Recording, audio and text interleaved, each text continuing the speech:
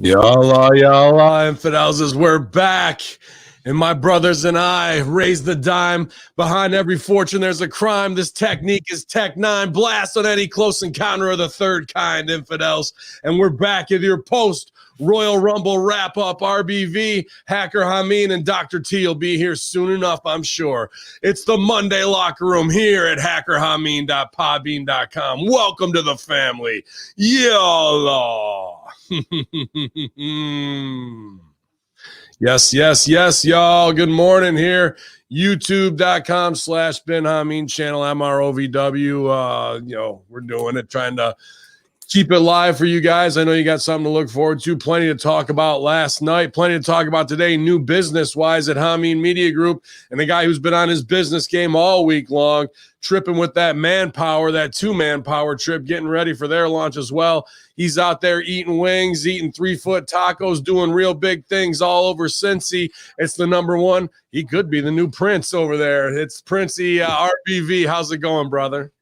As you said, Ben, a big week last week. And I think much like still going all the way back to Cincinnati Burger Week, where I put down, I can't even tell you, 12, 15, 22 burgers. It was wings galore, baby. And I think it might be a while before I have some more wings, though. But I had some great stuff. When it comes to wings, hell, I mean, you're from the birthplace of wings up there. I mean, if anyone's going to know about good wings, it's the great Ben Hamin. Are you a big flavor or are you a heat guy?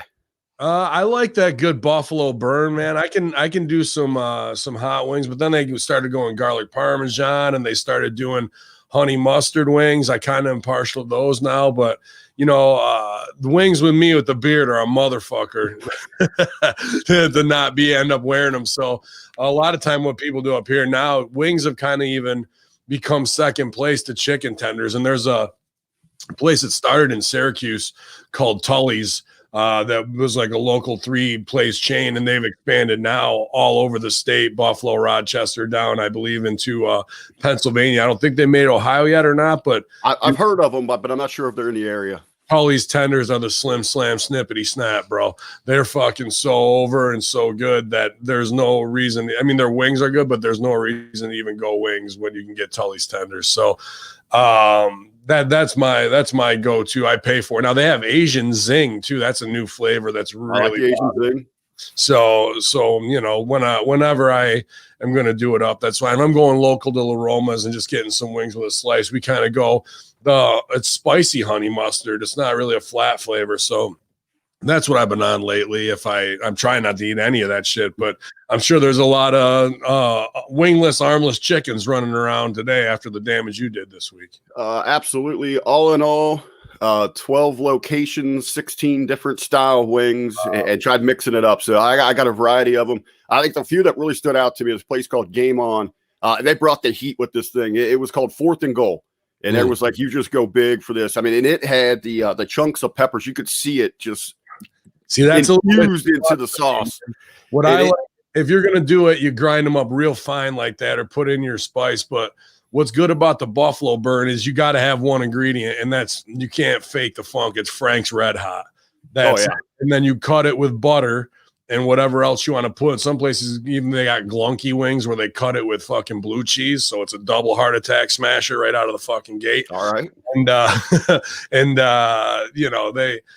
that to me, I like that hot burn, but it's got to burn your lips and get your nose open. But it's nothing where you're not enjoying not eating it. You might get a little brow sweat, but that's how they really temper it in Buffalo. I don't know about other places. Another place, it was an Asian fused style. They prepared it in a wok, and it had some different spices in there, so it was a little bit different than I was used to. I really enjoyed that. So those were my two standouts there.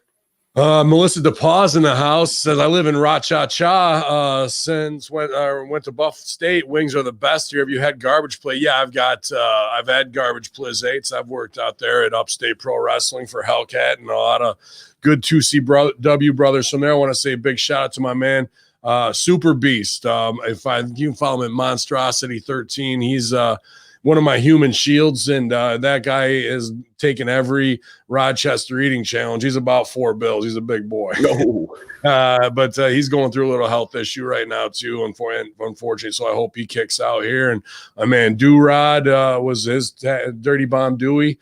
You might have seen him in the CM Punk gimmick getting his head shaved, and a lot of guys out there, Captain Nick Ando, Colin Delaney, Cloudy, a lot of peeps in Rochester, good dudes I worked with there. And I went to school at Fredonia, so other side of Buffalo, 40 minutes in between RBV and there. So I've had them all, man, from Duff's to Anchor Bar to whatever, but it's the smaller places.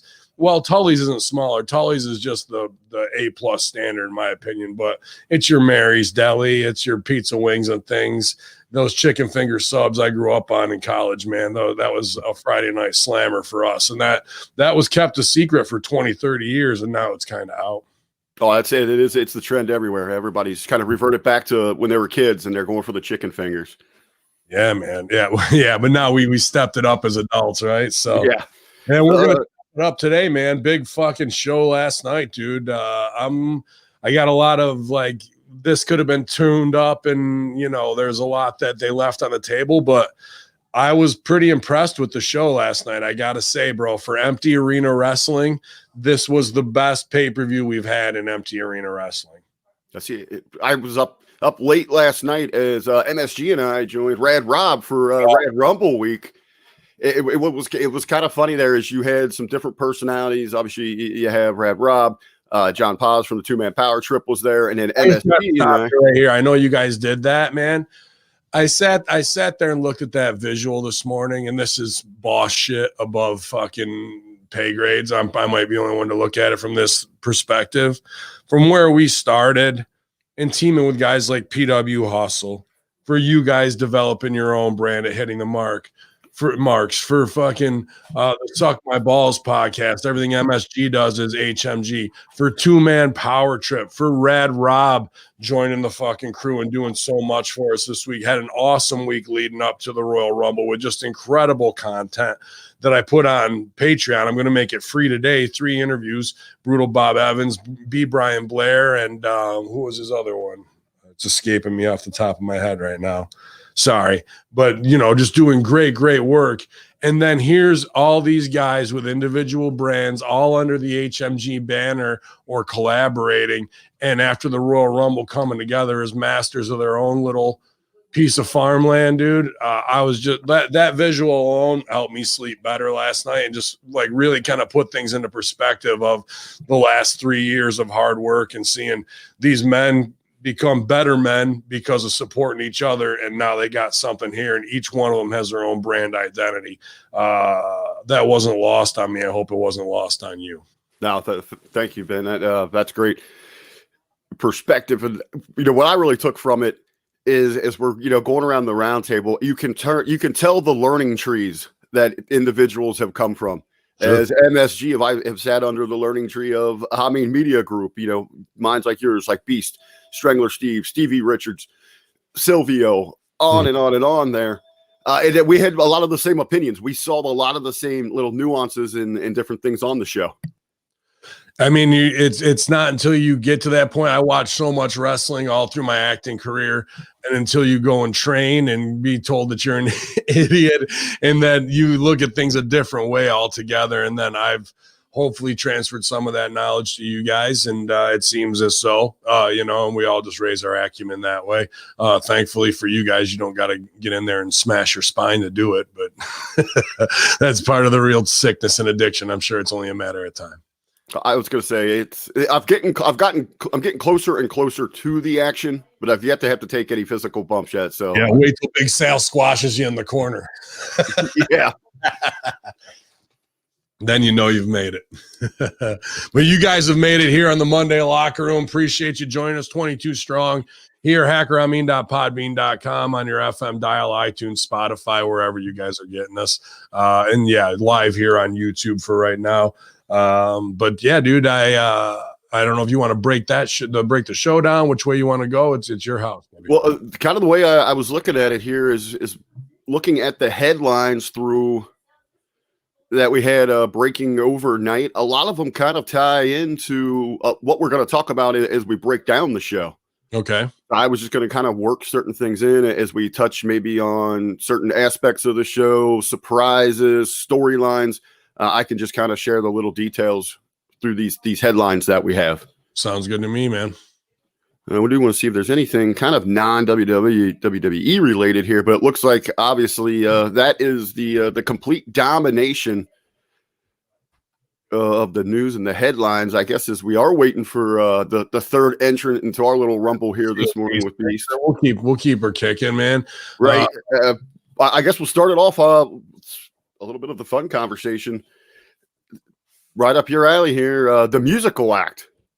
What did you think with it? With Bad Buddy, the entire it popped me with GI Bro, but like who's relating to this? You know what I mean? I know people want to argue that this guy's over in the fucking, what was it, Jamaican Latino fucking scene, whatever they reggaeton, right? Is that what it's called? Like, great. So 10% of your audience who speaks fucking 20% tops who speak Spanish are fucking gonna get it. And the guy's not as much you want to put him over as a chart topper and whatever. Nobody knows who the fuck this guy is. Like, you know, so this was a rib. And then he fucking tries to go up and do the fly cross off the top and almost pulls a Snoop and falls on his fucking I was going to say, at least he was a lot better than Snoop. I don't know. Dude, it was this close to mega botch because everybody, that's the thing. Everybody wants to jump out and forward off of a top rope. That's not how you do it. You go up and out. And it goes against, unless you're trained to do it, it goes against, that's why I don't do it. It goes against your fucking natural abilities of leaping forward. So when you see amateurs who fucking did it on the crash pad 5 times and then the nerves come up and they go back to their old ways of how a human would naturally do it, not a worker, whoop, slip on a banana peel.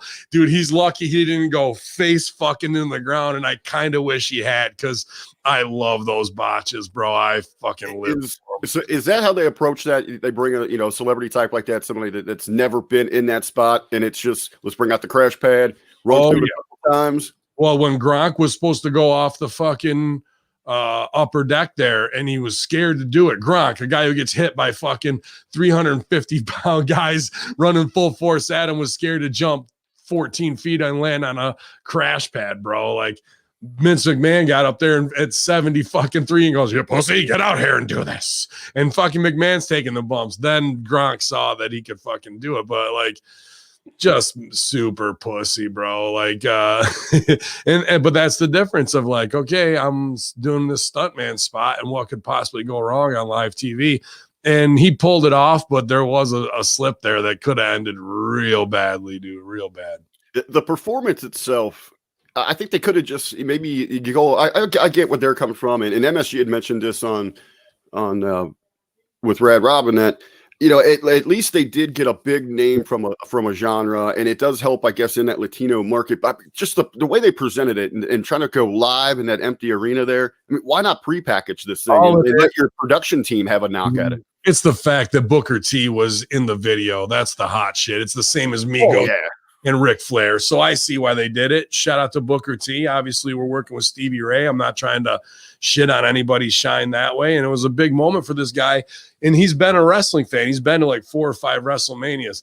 Bad Bunny seems like a constructed record company property to me. He's not, from what I saw, the Mark stuff of how he was like, oh, I've been in the biz. It's like, okay, now's your time. You get to shine. Like, it's a total Hollywood, Sony, whatever, like, construct this guy. So be it, you know, as far as it gets out. And I liked when Miz smashed their shit later, too. That fucking popped me. So, yeah, man, I didn't have too much of a problem with it. Did they miss an opportunity with not getting Booker T more involved, especially there in the match itself, or when Miz is trashing the turntable? That's kind of the fucking overall theme that I got for this show is missed opportunity, bro. And why wouldn't you? I said that right there. I go, why wouldn't you fucking bring him back to fuck them over? You know what I mean? You even could have had them whatever, like, lose and both backing up the ring, and Bad Bunny and G.I. Bro are there waiting for him and put the beating on him instead of the way they did it. But that it was fine, dude. I mean, Booker T looks like he could have went in and won the Royal Rumble. You know what I mean? What is 2032? I want to know what that little subliminal message is on his fucking Bad Bunny shirt. We're talking about great resets. We're talking about new societies and shit like that. And guys like him who were cameramen 10 years ago who are now superstars. That's who the Illuminati works through to make properties like that and put subliminal messages through. So speaking of, I just watched before we came on, the new 4VKM video just dropped 8 a.m. this morning with tons of conspiracy horseman footage in there, but very compelling stuff from 4VKM. So definitely you guys subscribe, go to the website 4VKM, which is 4 Vincent Kennedy McMahon, the number 4, or 4VKM on YouTube, and check out some awesome propaganda videos from Andrew the Creator. It was great stuff this morning. Very nice. Let's talk about one of WWE's newest champs, Ben Hamin. Did you ever believe that Peter Rosenberg would be a WWE champion for yourself? I like it's better than Sam being it, I guess. But I was shout out to Rosenberg, obviously connected through the fam as well, through Big Ray and whatnot. And I've met him. I like Rosenberg, but I thought they would pay it off. But Rosenberg's still your champ going into Raw. It popped me, but they also missed a huge opportunity with 24/7 title, huge opportunity. So it's Gaga and we know it, but they run in and we have Alicia Fox in the Women's Rumble as a surprise. She goes over for the title. We've seen all this shit with the chase of the men. This was your chance to take the 24/7 title and put it into the women's universe fully and get away from the fucking men. The men can give chase, but what if you could do like the guys trying to come in the girls' locker room, the girls keep it protected and they scream and fucking, Akira Tozawa runs out. Oh my God, what have I seen? Big gimmicks and everything. They put it on her and they took it off her, dude. That was 2% of what you could have had mileage wise. And now the girls for the next till WrestleMania could have had the 24/7 title and you could have done a whole girls run with it. They totally fucked that, bro. Totally fucked that, paying that off. I love that. You talk about just how entertaining, what R-Truth has done with that championship and what it means to the show. It's one of the most entertaining aspects. You could have had Crazy chasing Crazy. I mean, how great was that? They had her win. Who's the female R-Truth? It'd be Fox, right? Foxy. I mean, she's kind of that crazy. She could be, but she's just brought back, and I don't know if they trust her enough. I love Foxy. I've known her since she was 19. But fucking, maybe like Nikki Cross. Close. That would be my third. Who's the one that's on camera the most doing bits right now? Oh, that she was really the highlight of the Women's Rumble in the first part, and it's Billie Kay. Billie Kay should have been your champ, leaving fucking Royal Rumble with everything they've built up. Of her needing help, her winning right there empowers her and pays that off. And Iconic number 1 should have helped her fucking win it. They did a lot of things where they did the Iconics thing and then they didn't work together. Somebody's getting heat on Billy and fucking she's over there in the corner working somebody else. No. I kind of like that because even when they went to do the Iconic pose, you could see Billie Kay because Ruby popped up because she's been trying to hang out with the Riot Squad. She was kind of like, whoa, wait a minute. Yeah, they played it, but that shouldn't have been her elimination right there. They should have almost got her. Billie Kay's got just about out and fucking Dory's getting her out of there. Or Ruby Riot's getting her out of there. And fucking then Iconic 2 Peyton Royce comes up and fucks off Ruby Riot, and then the Iconics are still together. People want that. You've taken them apart. Now's our chance to get them together. Don't give them a half a fucking second. Give them a fucking 5-minute tear to get back on all the people that kind of fucked over her partner the whole time. You know what I mean? Instead, Riot Squad fucks them over again, and we're like, oh, Riot Squad. It's things like that, bro. They're getting 5% max value top. And I just sit there. Last night, I must have gone. It was me, referee, Sideburns, Big Clem, Modi, and fucking Beacho, my other fucking golf partner. We're all there last night having a good time, smoke fest. And fucking, I must have said, everybody's a fucking idiot or retard fucking at least 15 times, bro. because I watch these spots and I go, you are not getting any value. I mean, the outline of everything they did and the flow was good, but I go, if they would have put in these 10 things to punch this show up, people would be going crazy today. And that was a big mistake, not keeping the 24/7 title in the women's division, man. That was one of the biggest mistakes of the night. Yeah, that would have been cool. And Billie Kay, she was brilliant in her early run there. With the headshot and the resume, trying to greet everybody and kind of getting, shot down. And I did love when it all should have been the Billy and Jilly. Yeah, but that's the thing. I was like, why would you fucking do Jill? I like Jillian Hall too. Worked a lot of shows with her at OVW. That was a good little surprise. But why would you do Billy and Jilly when 2 minutes later you've got iconic number 2 coming out? That's the fucking spot. You paid off this pop with something weird tying 2 people together instead of really getting max value again when her partner's coming out 3 people later. It's just things like that, dude.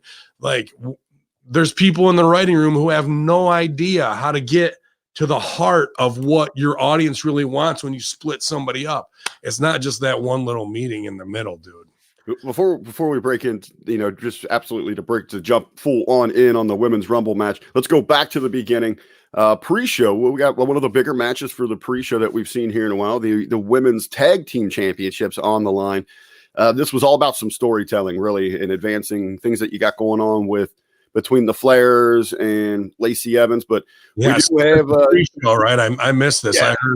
I heard Nia reached down and took off her horseshoe, hit her with it, and then put it back on there. Is that what happened? Nia with a Nia moment inside this match. But of course, this thing goes 10:30. Nia Jax and Shayna Baszler are once again your WWE Women's Tag Team Champions as they defeat the former champs Asuka and Charlotte. In this side of this, Nia throws probably the worst leg drop I've ever seen. It was more of a flop to the back of the neck of Charlotte Flair. The ham hock drop is what we're calling that now. But it really, I love it. Ham hock from Team Pretty. This is more of the same from Flair and Lacey Evans. You get the woo. Rick comes out on the stage, tries to cause a distraction, which to me, they pull these distractions and they initially never work. Charlotte's always able to overcome them. Why do a heat spot if it's not going to lead to any heat? And they end up, Lacey interferes twice maybe before the big payoff to break, to kind of break up an attempt by Charlotte to get the win. And then she ends up hitting her with a loaded fist, loaded women's right to give the win to the new champs. She hits who? Charlotte. Lacey hits Charlotte with the loaded fist. Okay, so why the fuck is Asuka not in the Women's Royal Rumble then? Because I didn't. She is the singles champ. Oh yeah, she's the champ. Okay, I was like, did they hit Asuka with the gimmick? Because I didn't see that match, and I thought maybe she was selling it because she got knocked out. Well, that was why. And that actually, what I expected, I thought this was going to be kind of similar going back to she's double champ. When Warrior lost the title at the Rumble. I thought it was going to be, okay, Lacey cost Charlotte the tag team champ, and then you play that hot throughout the rest of the show, but they seemingly forgot about that inside the Rumble. There was a little bit of heat between the two from the get-go, but not a big pay. Like, you should have had Lacey. They even had her come out in Flair's robe and shit, right? And they didn't do shit after that. Here's the thing, dude, and this is what's been stooged to me. Flair's completely broke. He's pretty much begging to be on TV every week just so he can have an incoming paycheck. 3 wives alimony, massive alcohol problem for decades, and living way above your means of jet riding, jet flying, limousine riding catches up to your ass to the point that you're going to be driving around in a secondhand, third-hand Prius because you wanted to stunt with Rolexes. Take a note, people at home. What flossing for other people and blowing your money on frivolous shit really amounts to at the end of the day. It amounts to you at age 70, whatever, having to beg for a fucking job to stay on TV just so you can survive another week on a $2,000 paycheck that probably $1,600 of that is going to your ex-wives. At one time you were making $200,000 a show. Now you're begging to be on TV. And like, that's the sad truth of what's going on. Of we raise these heroes up and fucking put them in rap videos and every other fucking thing. But the reality is it's a sad old man who didn't fucking save his money. And now we got to do creepy Joe Biden shit to keep him on TV every week. I was hoping because he also made, well, obviously you've seen this when he made his entrance at the Rumble, the women's Rumble match. I was waiting for him just to go in there and strip down to his underwear and try to just lay down inside the ring. That would have been my pop of the night, from creepy old Flair in there trying to get with all the ladies. Yeah. Oh, Stevie Richards says best leg drop in the business. Oh no, that leg drop is terrible. Actually, it's all terrible. Good morning to Big Stevie Cool here. HackerHamin.podbean.com, live in the YouTube chat room, Ben Hamin channel, guys. If you're listening after the facts, you're missing out on interacting with all the top heads from Hamin Media Group. Well, from the women's tag match, we actually get into the show, eventually into the show. I guess before we jump into this, man, what do you think about the production on the Rumble? I especially like the new NFL camera that they employed there at the entrances. That gives you more of that cinematic feel to it. But it's so stylized that it looks like you're watching the video game. Yeah, I thought that a couple of times. Until they get past the ramp, when they switch to the other camera shot, when they're coming down, it looks like a video. They might as well just play the video game entrance. The new Drew graphic 3D thing was pretty impressive. Then he almost cut his leg with the sword again. I don't know why with this sword and the stone thing that there's like, it's, a fucking 4-inch blade or whatever, 3-inch blade. And there's a fucking like 1.5 foot thing that he's got to stab it down into. And every time he does, it shifts over to the side. One of these times, bro, there's just going to be meat hanging out from his fucking leg as he walks down the fucking ramp bleeding. No bread, no water, just meat. That's all he wants. That's all he needs. And it's not safe every time he does it. Well, we get a perfect transition there with Drew making his way out. That's what we open up with, a big match, big stakes. I think what was so big about this match was the anticipation. It seemed that everyone was on the edge of the seat. Are they going to do this again? Are they going to pull the trigger and put the belt on Goldberg? That's not the case. Drew McIntyre goes over on the legend Goldberg in what essentially this was like an Iron Man match for Bill Goldberg. 2 minutes and 30 seconds, the most we'd seen from him in a while. Yeah, and in that time, he no-sells a Claymore. Like just as rotten, as basically rotten as we can be, all the way around. But he held it together. Drew carried him through an intense match. But the match is not, it was decent and Drew should have been up. But here's the thing. I'm watching Drew at the end and Goldberg's down on one knee on the ramp. After they do a buddy thing and then Goldberg's like bending over, dude. There was something going on there. I'm like, is Goldberg having a heart attack right now in the fucking ring, bro? Like, that's why I wanted to ask you how much of that was selling and how much of that was I'm hurt. Why would you no sell the whole match, fucking do the buddy shake, and then go on the fucking sell? Well, I did think about that, but why did they continually go back to showing him like that? I mean, I think they didn't know. I think he was trying to do something, but then they showed him and he didn't look right. And I was watching Drew and Drew's looking up the ramp while trying to do the, I'm jacked, I'm B12 the fuck out. And then his eyes are shifting up the fucking ramp to Goldberg. Something's going on there, bro. And Goldberg's off the sauce. His shoulders, his traps are there, but his shoulders were half the size they usually are. So this can be, dude, happens to older guys. I know it happened to my uncle who passed away, not from this, but he had a massive heart attack. We're out in the woods, fucking 10-point buck comes up, buck fever, your adrenaline's pumping, boom, he shoots it, drops it, has a fucking massive heart attack right there in the woods, got to fucking airlift him out 2 miles back in the woods, get him out on a 4-wheeler, like that's what happens to older dudes with these adrenaline rushes. And fucking I think it was that, bro. I think he may have had a mild cardio incident right there, cardiac incident, based off of how Drew was like looking up at him, how he went down on one knee on the ramp after doing the ROH handshake, and even when he was bent over in the ring, that's adrenaline coming down. That's him coming down from the match right there, dude. And I think there's a bigger story here that will get out. And, I'm not the biggest fan of the guy, but, I definitely don't want to see nobody dying of a fucking heart attack in the show on a ramp, you know? Yeah, absolutely. I sent the message to Jargo Darren. I said, "Are we watching Randy the Ran Robinson here?" I mean, that was the scary moment. And then there was something there, bro. Something was going on from Drew's reaction. For Drew McIntyre, what's next? What's a hot pro? Is Edge the hot program for him going into WrestleMania? Is there something bigger?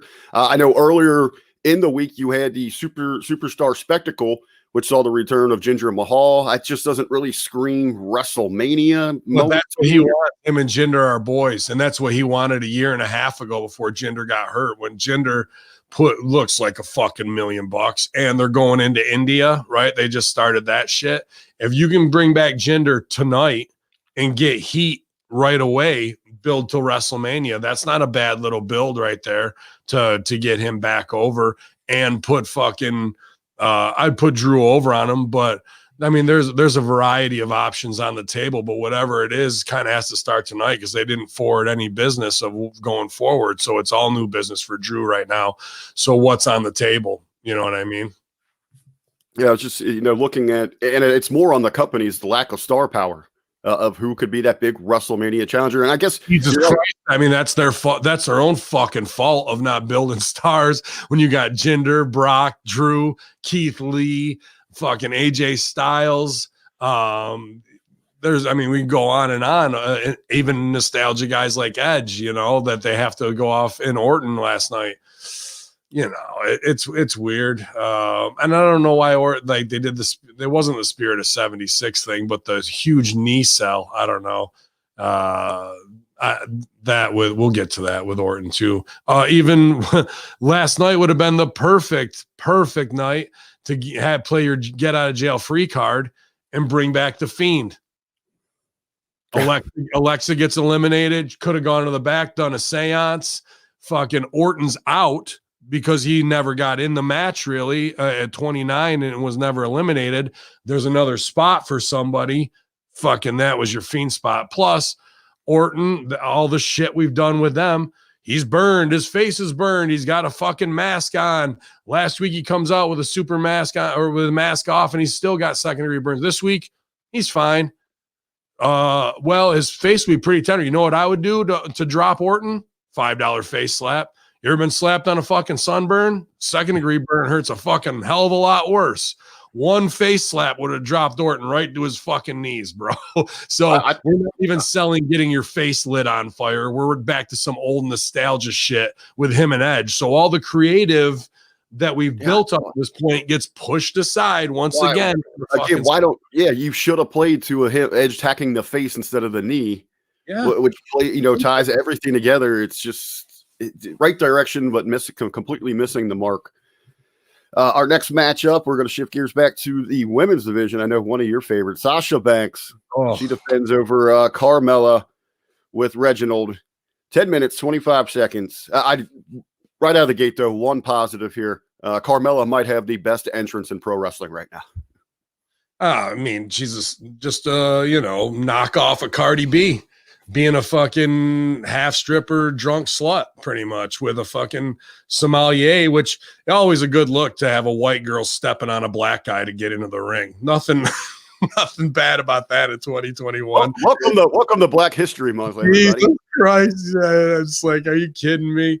So, this match is trash. I mean, nobody believes that fucking Sasha Banks at 120 pounds can muscle anybody around. And then 10 minutes is way too long, especially for Carmella. Carmella is nothing more than a valet, bro. She's not a wrestler. She's not and when she was champ, she's the type of wrestler that is so rotten that you have the other person losing because of outside interference, slip on a banana peel, some setup, so she can escape with the title without ever having to defend it, but once every 3-4 months, right? Instead, they wanted to wrestle now, and that's the worst thing you could do because she was with Kaz and fucking Enzo.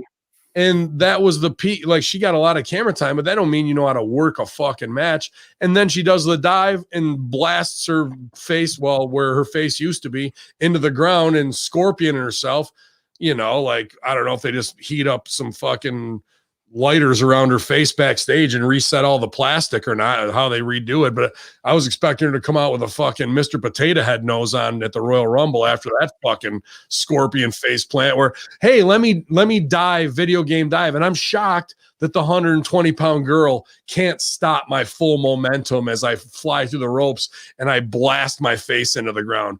Dude, to me, that stuff, mwah, it's perfect. It's everything that WWE does wrong in putting the wrong people in the wrong spots with the wrong match. And then they say, what could possibly go wrong now?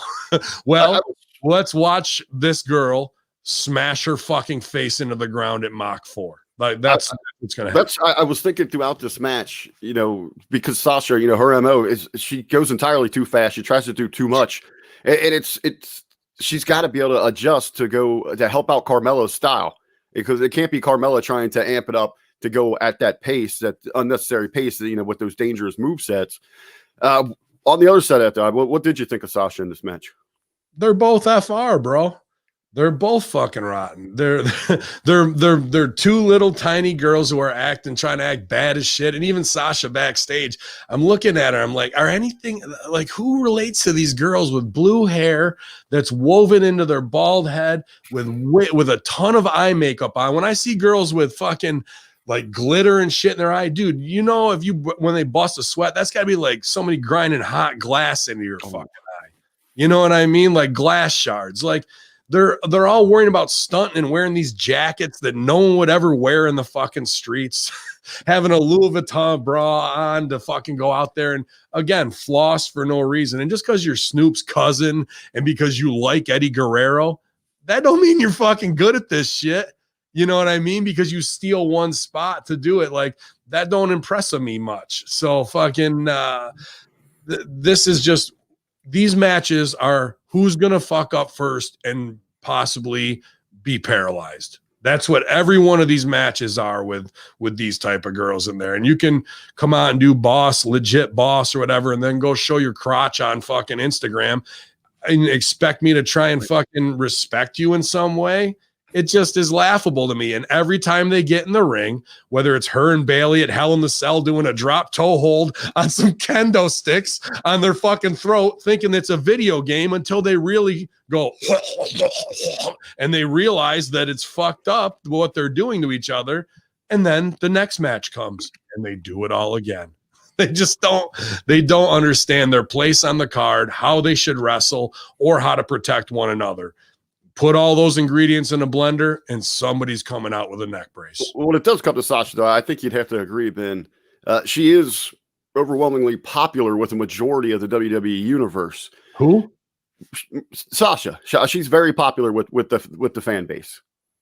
Okay, if you say so. I mean, if you go around different circles, is she supposed to be a baby face, right? I see the confusion. As I said, I've sat under the learning tree. I assume so, but her that pre-match promo didn't scream that. Right. She acts like a total bitch who you want to see her face smashed in, because no one wants to relate to some half alien looking chick with all this weird fucking gear on that no one can relate to. And she's not playing up her sexuality fully. So what other fucking use does she have? Because she's not a legit shooter or believable. And then the girl she's supposed to go out and face is an even bigger bitch who we don't care about, who's like a half-drunk stripper. So going forward with Sasha, if they can turn up, Ratchet Sasha is the best Sasha. She has to be that over-the-top, just complete, you hate her bitch. Do you see money with her in Bel-Air for WrestleMania? Bel-Air should eat her lunch, bro. She's 10 times the athlete. Oh, I agree. It should be Bel-Air's moment. Yeah. So stay on the path of turning Sasha more heel, but they probably won't. They think she's over as a baby, and they'll keep her in that neutral, no heat zone. And Bianca Belair should go over strong on her. And Bianca will probably actually be the only one to protect her on these dives and dumb shit that they want to do because of how strong she really is. All this little video game stuff that they keep putting into these matches with girls who are nothing more than valets. Sasha's a valet too. She's not a wrestler, bro. She's a valet. And that's the spot she should be in. When you do watch Bianca, her strength is incredible. It's amazing some of what she can do. You're talking about genetics. I mean, that's just when you have athletic families and second and third generation, that's what you get is kids like that are unbelievable. They just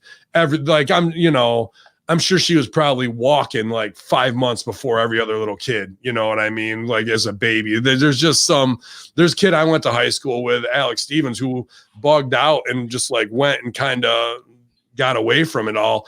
But dude, this kid was fucking lead pitcher throwing 95-mile-an-hour fastballs, 4-year all-star quarterback. He was skiing when he was a year and a half old. Like everybody in my hometown would put him over, and he just kind of got enough of that because he was like a pro athlete in their eyes by like 12th grade, you know what I mean? And just burn them out. But this girl reminds me of that type of athlete of it don't matter what it is. You want her to throw a fucking 90-mile-an-hour fastball, she can do it. You want her to go do hurdles, she can just do it. When you see somebody like that, you're looking at somebody special. That's a 1 in a million property.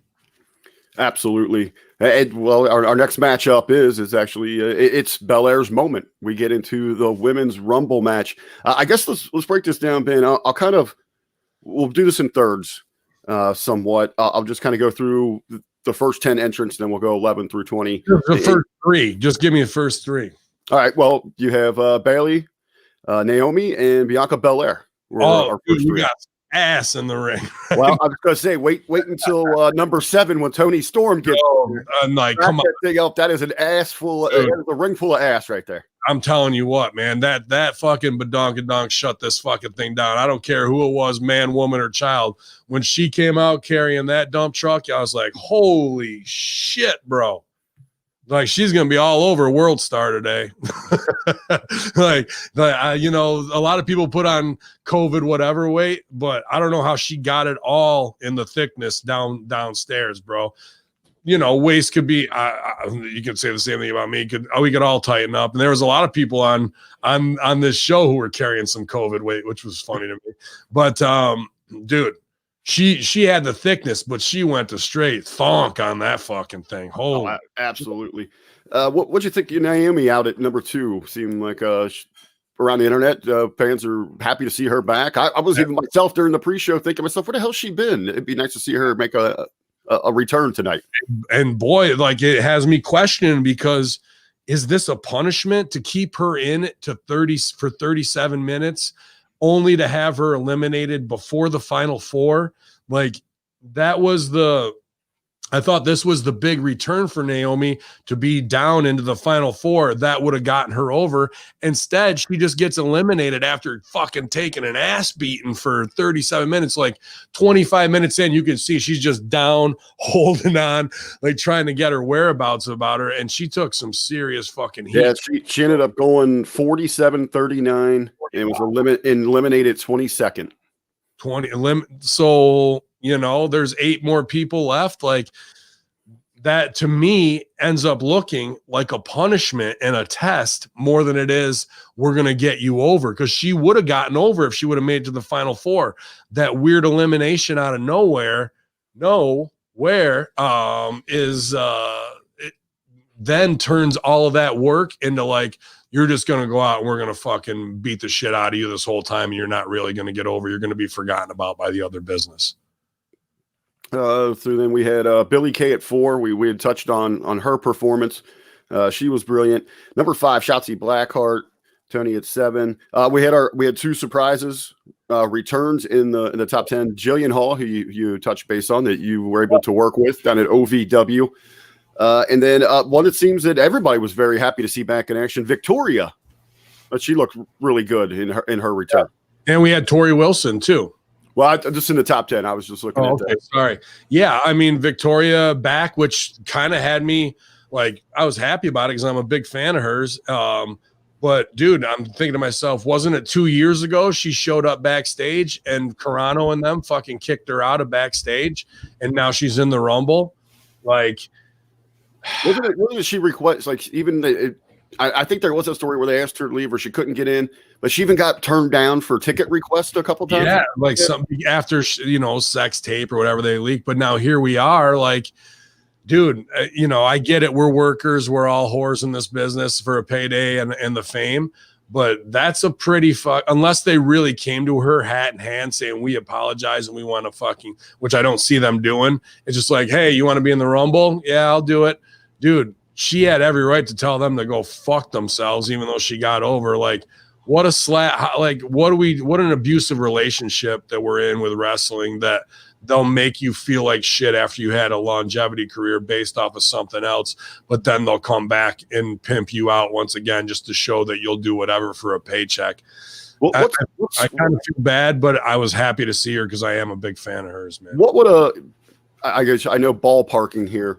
What would a paycheck like that entail? I mean, with no crowd, yeah, it could be anything from $1,200 to $5-6 grand, but like, I don't know, dude. Like, she's a woman who should have been respected, who paved the way for a lot of those women, and then when they treat her like that backstage, a lot of us are just like, ugh, right? Go ahead, Beast. I have to wonder, though. I guess time will tell on if there's more to it. Was this just a one-off appearance, or is this opening the door for her to come in and help be a trainer or producer for WWE? If so, then I think that's a great move. Because I know from, previous talks with her, she seemed very much wanting to be in a position to give back to the business. And so what you said, Ben, was definitely founded, but at the same time, it makes me wonder if there's more to the table, more to the deal. Maybe they offered her something more than just a one-off appearance that's going to allow her to give back. And despite the past grievances, as bad as they were, if she's now being given the opportunity to be able to give back and help the next generation of wrestlers to become better, then I think ultimately it does end up being a win for her, as much as it's shitty that she was treated that way. I like that too, and I'd like to see that, but let me lay out probably a more streamlined reality. Treated like shit, told to go away. They come back to test her to say, hey, you want to be in the Rumble even after we treated you like shit for X amount? Because she knows that might open the door to do that. And that's what they did with Deeb too, with the Mae Young, and said, we want you in here, but we really want you as a coach. So maybe they'll do that, open the way. And then instead of passing on knowledge next week, she's patting Carmella and Sasha on the head going, best match ever. You guys killed it out there.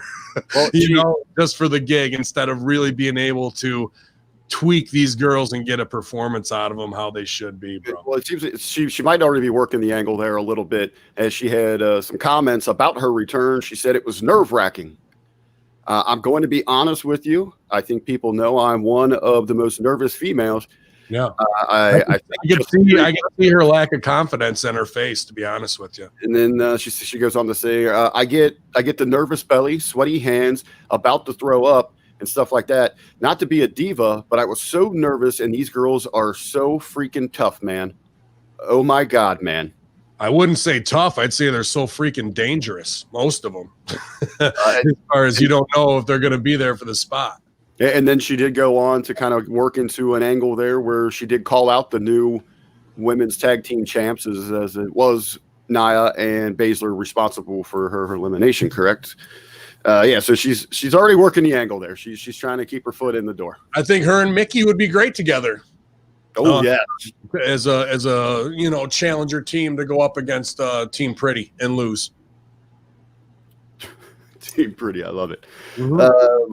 I will say I did like the impromptu pairing of Billie Kay with Jillian Hall. I think that they could have. I buried it. I liked it, but I buried. I mean, because I like Jillian, I like Billie, but it was a missed opportunity. 3 entrances later, you got fucking the Iconics reunion. So you paid off a big pop before the Iconics could have had an even bigger one. You know what I mean? Like, that's what people wanted to. I mean, Jillian Hall did great too. And she's always going to with that Britney Spears fucking. Well, I guess my excitement for that was potentially, I don't know if they will or not, but I would love for them to bring Jillian back and Herb have a little run with Billy Kay and them do a little something on, for even if it's just for 3 or 4 months as a little run. Just gonna think it'll help elevate Billy's level as a professional, as a wrestler, because she has someone with more experience she's working with, and I think that their chemistry, based on what I saw last night, could really work if they really put some stuff behind it. I think it could work too, Beast, but they had him with the Riot Squad, and the Riot Squad eliminates Billy Kay. That should have been the thing when Riot Squad had their backs turned, that Peyton Royce helps out Billy, and they stay over and stay strong right there. I think the pop was good, but it was short-sighted, and there was a lot of things like that throughout this Rumble where I was like, man, if they would have just committed, if they would have just left Dominic in for 3 more minutes, he could have been with Rey Mysterio on the fire up, but instead we have Corbin fucking throw Dominic out, and then Rey comes down 2 later. I'm like, how are we missing these fucking moments where it could have been the only father and son moment in Royal Rumble history, and all you have to do is rewrite 2 little things? I don't understand how they keep missing on max value, bro. Well, you did have, I'm not to get too far out of this, but Dominic did eliminate Corbin. Dominic fell victim of Bobby Lashley. But well, it was just on a whim. There was no engagement. He just tossed him out of nowhere. Here's the other thing with Corbin and Dominic. On SmackDown, they wore almost identical black and gold new gear this past week. In the Royal Rumble on Sunday, they're both wearing black and purple. It looks like they fucking tagged together more than they're at odds with each other. So right there is another stupid error in fucking agenting, where on Friday, Corbin should have wore gold and Dominic should have wore purple. And then tonight, it could have been vice versa, but instead they're wearing the same gear. I just don't understand it, man. Our next set of 10 here in the women's match, kind of highlighted by, we've been talking about her. Peyton Royce is there. Santana Garrett makes an appearance. Rhea Ripley, who looked impressive throughout this match. Wow, what a performance for her, man. She just looks like $1 million. I mean, you look at her, she just screams superstar. She looks like someone that belongs there. Well, she looks like she's right out of fucking, Batman and shit, man, for sure. And what an incredible athlete as well. Really gets it. I don't know if I'm a big fan of those ear spacers, because if that was me, I'm just going to put my finger through there and fucking run you around the ropes pretty much. You're going to go wherever I'm going to go, or I'm going to rip your ear off. So then our 2 big surprises here in this one. At 17, we get Tori Wilson. At 19, we see the return of Mickie James. And I thought Mickie brought some incredible fire. She went right at it, her and Charlotte. She even said, I've been waiting for this. And you could tell she was ready to go. Hopefully they have something planned for her. As you laid out there, Vin, maybe it is a tag team run with Victoria, but they need to showcase her more. She's the best woman in the match. I don't know what else to say about that. There's only 1 female wrestler, maybe 2, that I think are better than Serena Deeb, and that's probably Mickie James and Beth Phoenix. Aside from that, and Beast and I have seen 50 matches involving those girls. Dirty's in there too, but fucking that's the one who I would want in there leading the show. You know what I mean? Making sure people are in the right spot for things, for sure. But after what they did with her, with Asuka and the ref and yada, yada, yada, I just don't think they even look at Mickie that way, even though the world does. I don't think the office sees her that way. All right, Beast, I want to get your take on this thing. Is we've already heard Ben's. Alicia Fox in at 21. What did you think about the entire everything that kind of unfolded with her becoming the 24/7 champion? That was an interesting piece. Well, they didn't set it up. I felt like earlier in the show, if that was going to happen, maybe they could have had some interaction. But for people, like, for instance, I was watching with a group of people, some of which either don't watch regularly or really don't watch at all. And so for those in our group, it was really confusing. It was a confusing piece of business, and that's not the reaction you necessarily want from your audience. So I'm not saying that they couldn't have done it, but if they were going to, they needed to have something earlier in the show to educate fans that might not know what's going on, that, when it did happen, like, oh, okay, that was the 24/7 title earlier, like maybe show our truth, running from guys and then something like that. But here it just felt very out of place, out of nowhere. And it was just for the sake of doing a spot versus actually making it meaningful and giving something that fans could understand and digest. I think that's a fair point. If you got new viewers tuning in and you got all these men kind of flooding the ring during a women's Rumble match, and then what the hell's the 24/7 championship? I did like that R-Truth thought that it was the men's Rumble and he fucked that up. Like, that was funny. Beast, my whole thing was they fucked up here in not letting Foxy or Billy Kay retain the championship. Billy Kay is the most over in the comedy world right now, and what this would have done would have put the 24/7 title in the women's realm, and we could have got away from the guys for the next. I like that. 3 months. Like that, intergender rules still apply. Women can only face women. It's like, oh, well, shit. Yeah. And then you get Vito in the dress. You get dudes cross dressing. You get trying to sneak into the fucking women's locker room, get kicked out of them. All that. Akira Tozawa, all those bits, bro. And you would have to do something, because I think classically it can go between men and women. So maybe there could be some kind of injunction that's formed, so that way for a brief period of time it's just the women. I think you could definitely show a lot more character at that point, and that's great way to have little pieces of segments that don't take up a lot of TV time, but do a lot of business in growing the characters and showing how they interact with one another. You could even take it all the way to Nia takes it off of somebody, and it's Nia versus Otis. That's a believable fucking match, bro. Take us back to the showdown at Money in the Bank when they met there in front of the catering table. Yeah, bro, there's tons and tons of things we could have, and I'm tons with but there's a lot tons of fun. There's a lot we could have done there, and that's my overall note for this whole show, Beast. I like this show, but there was probably 10 instances where I was just like blown out while watching, going, you just missed huge opportunities that you can't get back. Huge opportunities. In our final group here, let's see if it really jumps out. Oh, we got to ask about this one. It's no one of, well, there's two in here actually. Then let's start with Lana. She's in at 26, and she gets her ultimate revenge here on Nia Jax with the big elimination. They fucked this up too. So she pulls down the fucking thing. Snacks goes over the top rope, hits the ground. Boom. Lana gets her beauty pose of like, yeah, bitch, I got you. Somebody should have eliminated Lana right there. And then fucking Jax catches her, racks her up, and puts her through the table. We're just missing all of the games that we've set up to pay off in a certain way. You know what I mean? The ha-ha and the get back should have happened right there. And instead, we just go on down the road, and we miss when those moments go away. I'm watching going, you're like trying to grab for them, and they just leave. They just leave, bro. Who was here? This was rather confusing. One of my favorite spots in the Rumble itself, though. But it didn't make a whole lot of sense, and it seemed like they might have had some technical difficulties. Alexa Bliss comes in. She is the happy, cheerful, go-lucky schoolgirl. She comes in. We get the wicket turn. There's even in the Thunderdome, it looked like they couldn't get all the screens to go out. We only had a portion of them. Mm-hmm. Almost everybody inside this ring is selling just that they're terrified. They are frozen in fear. And Ripley's just kind of like, fuck this. This girl is 4 foot whatever. She's not even 100 pounds, and she just tosses her. I thought that was great that Ripley just no-sold the whole damn thing. But I don't know if they no-sold it. They all came together to go, we got to beat this bitch down and get her out of here quick before some demonic shit goes on. And then while demonic shit's going on, they did cut her off, So I don't know if that was the best choice, but I do like, because Rhea Ripley could fit right into that Firefly Funhouse world. Absolutely. Yeah.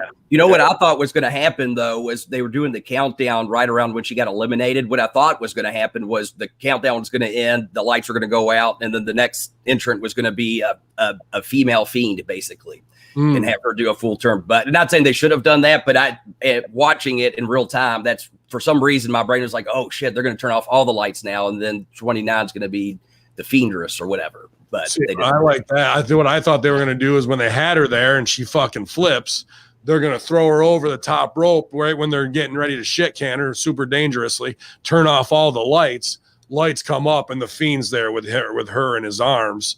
And she's more ecstatic about that, starts hugging him and da-da-da-da-da as he walks her up the ramp, and then they go on about their business. She don't even give a shit about the Royal Rumble. It's just the fact that the Fiend's back. That's the biz. And we didn't get any Fiend back. We didn't get him back in the Rumble men's wise or anything along those lines. So easy night for Alexa Bliss, bro. Yeah. We're down to our final three. I really liked the storytelling inside of this finish. You got Charlotte, you got Ripley, you got Bel-Air. To me, it was they went back and they actually tied some things together from last year around this time when you had Charlotte winning and then going to challenge Ripley. And the third wheel in that entire situation was Bel-Air. And that's really what brought her to the forefront, where people started seeing how talented she was, start talking about, when is it going to be her time? To me, a little bit of bringing things full circle here. You get down to the final three. They both get Charlotte out. She kind of gives them the smirk. Okay, you got me. It took two of you, but you both got me. Now, good luck to you. I think Ripley's already made. Bel-Air's on the rise. She needed this moment. Your guys' take on the finish here? Beast? Overall, again, my opinion, I guess, is somewhat biased in that I was in a room of people, and we always do the little Rumble game, so everyone was cheering for their wrestler or whatever. But what I saw, I enjoyed. We had a good time watching it all play out, and it looked like they kind of told Bianca Belair's been, I think, the last two Rumbles, and so this time, it was finally her opportunity to shine. And I really didn't know who was going to win when it came down to, I think it was her and Charlotte at the end. And so I thought that was, obviously with Charlotte, with all her accolades, to go over on her at the end is an even better piece of business versus it coming down to, say, if it was Bel-Air and another girl that was working her way up the ranks. Do I now? Ripley. Ripley. Yeah. So there you go. So you make it, I think if it came down to just Ripley and Bel-Air, wait, did it come down to just those two? Yeah. Oh. She got eliminated, and she was smiling on the floor like a goof.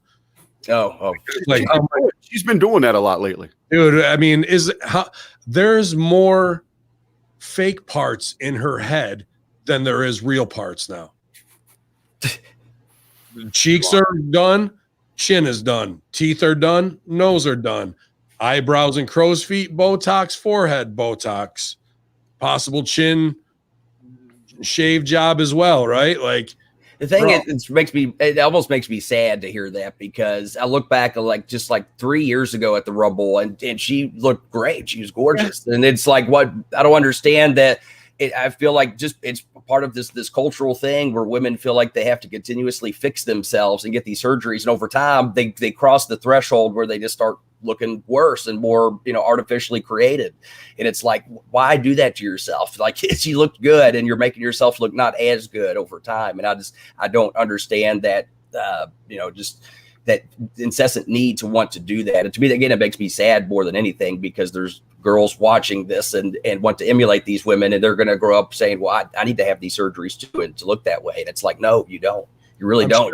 I'm sure it has nothing to do with her father being on the road most of her life and then switching from woman to woman, and it has nothing with her wanting acceptance from men and beauty standards based on skill alone. I'm sure there's no psychological damage there from years and years and years. But yeah, we needed, you could kind of call this one blind. Rhea Ripley, great heel work throughout it. Looks like a badass, but here's the thing: she hasn't been on the main fucking channel. You know what I mean? She isn't on the main shows. So right there, you know that Bianca's going over. But Rhea did enough great heel work in this to get Bianca over even more, because she established herself as a vicious, badass heel throughout this whole match. So when Bianca beat her and they went into the suit, I saw that ring in the back during Owens and Reigns. I go, those girls worked this finish in that ring 168 times, bro. Like fucking duck one, come back over that, up and over, no you, and then fucking whoop, up and over she goes. But the timing was there, and they had worked it enough that it didn't look overdone, but they were going into the finish when they were. And because of all that heat Rhea Ripley just in that match accrued, it made Bianca Belair, and it was a really great moment, and an honest and genuine one. After she won, that flood of emotions was not fake. That was very, very good shit. But then at the same time, hey, you just went 57 minutes or 59 minutes. Cut a promo.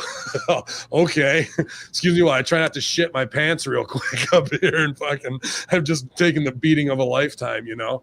That shit her and Naomi did, even though it was, super spot heavy and all that stuff with hooking their legs and whatnot. I don't know if I'm a big fan of that kind of thing in the middle of a Rumble. A little too hokey for me. Now we know Bel-Air, sure, her destiny's going to take her to WrestleMania. For Ripley, she has to be off NXT. I mean, they've essentially have kind of passed the torch to the big, strong badass down there. With her, do you send her to Raw, or does she continue a chase on SmackDown with Bel-Air? Doesn't it seem like she could come in and beat Sasha's ass night one and take the belt off her anytime she wants? But to me, I think Asuka versus Rhea Ripley would be wrestling-wise pretty interesting. Then she also has, as we know, if we're going to continue on that story, she's got the ultimate unfinished business with Charlotte, who kind of took that WrestleMania moment from her last year. That'd be really it right there, to be honest with you. Storyline wise, she needs something with teeth over wrestling. So Charlotte and Rhea Ripley's the money. You're right. And both of them look like stars. They're not. Who knows what they're going to look like next week? They could look the fucking. There we go. Let's move on to the last man standing Universal Championship. I got to say, going in, I had low expectations. Wasn't very excited for this match up until just the end there. It delivered. Unfortunately, it's going to be remembered for the botch heard round the world, as Roman Reigns is able to outlast Kevin Owens in what seems to have been the blow-off match in this feud. I mean, what an effort. What an effort by both guys. A stunt show spectacular. Go ahead, Beast. I'll follow you. So I guess I missed the botch. Again, I was watching with a group of people, and we always have our side conversation. So what happened? What was the botch? In the final part where he handcuffs him to the lighting rig at the bottom, they couldn't get the handcuffs done, and it's a last man standing match. And they actually pulled the ref off and had him stop counting the 10 while Paul Heyman's trying to undo the handcuffs, and Roman's getting more and more pissed that the match is going to shit. They end on a fucking guillotine choke on the floor, and not even in like the front of the house. Not that there is a house, but like in the weirdest spot. And you could just see everybody was like, we just killed this match after working. Yeah, I just remember we were watching, and it was like, oh, what happened? It was over. And at one point, I do remember Paul Heyman randomly having the keys, and I thought to myself, why does he have the keys? Because I thought Kevin Owens brought out the handcuffs, so why would Paul Heyman have the keys? I don't know. I mean, with Owens doing the front flip spot off of the fucking Thunderdome, that could have been the go home right there, but they didn't have to go. Then they go to the back with the drone. They got the drone in the shot from the floor cam. That fucking made me laugh. Owens goes up on Nia's ho-ho tractor there that they bring them in, and on her forklift, and he does the jump off that onto the painting gimmick. Killed him. No finish there, only to go back out to do a fucking shitty guillotine after they fucked up the 10 count thing. I really felt bad for this. And Owens, when he's going back in, all blown up back into the arena, he fucking puts his arm against one of the lights that's been on for like 3 hours and gets burned. You see him like, like he goes from on the cell to like, fuck, I'm awake real quick, bro. Burn himself on the light. And that did not look fun whatsoever. But yeah, dude, Owens taking huge bumps here only to get like guillotine choked out at the end. I just felt bad for these guys. And I'm also, I like Owens a lot. He had a great promo on SmackDown. It was a really good go home, like satellite promo back and forth segment. But dude, his weight is really like disturbing to see, like almost that painful gut. And I don't think he's like a beer drinker. It looks like a beer gut to me, man. And I hope he can get in better shape, because he's so fucking charismatic that I want people to tune in and actually look at him like a dad who could whip somebody's ass, not like, why is this guy on TV kind of. Yeah. Not to mention, he's a main eventer. He's someone that aspiring wrestlers that are getting into the business probably are looking up to. And I was talking with another one of my wrestling buddies last night, this thing that hate about Owens is like, it's one thing to wear a t-shirt, but at least be in shape, because all you're doing is helping to push these indie guys coming in that have no body, no look, but they can wear a t-shirt because they see Kevin Owens do it on TV. And it's like, there's a difference. Kevin Owens can actually work and talk. When you can do that, you can do that. But unfortunately, it's going to perpetuate that look for wrestlers. And that's definitely something, me personally, I would like to see wrestling as a whole get away from. You have maybe one guy, Kevin Owens, is that guy on WWE, but that's it. But I mean, but for his own health too. For his own health, I would want to. Yeah, for his own health. That's why I care about him most. But like,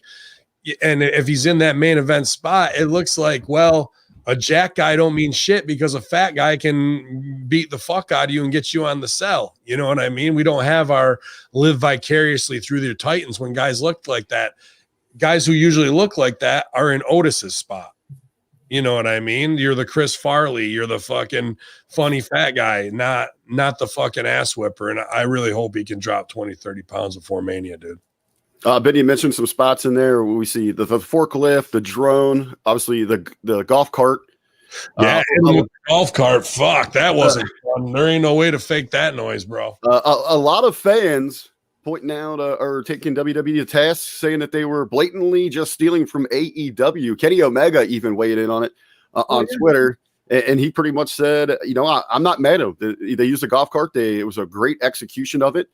And then he went further and said, if you want to start, if you're trying to make me mad by talking about wrestling, you're not. If you want to start making fun of the video games I like, then you'll piss me off.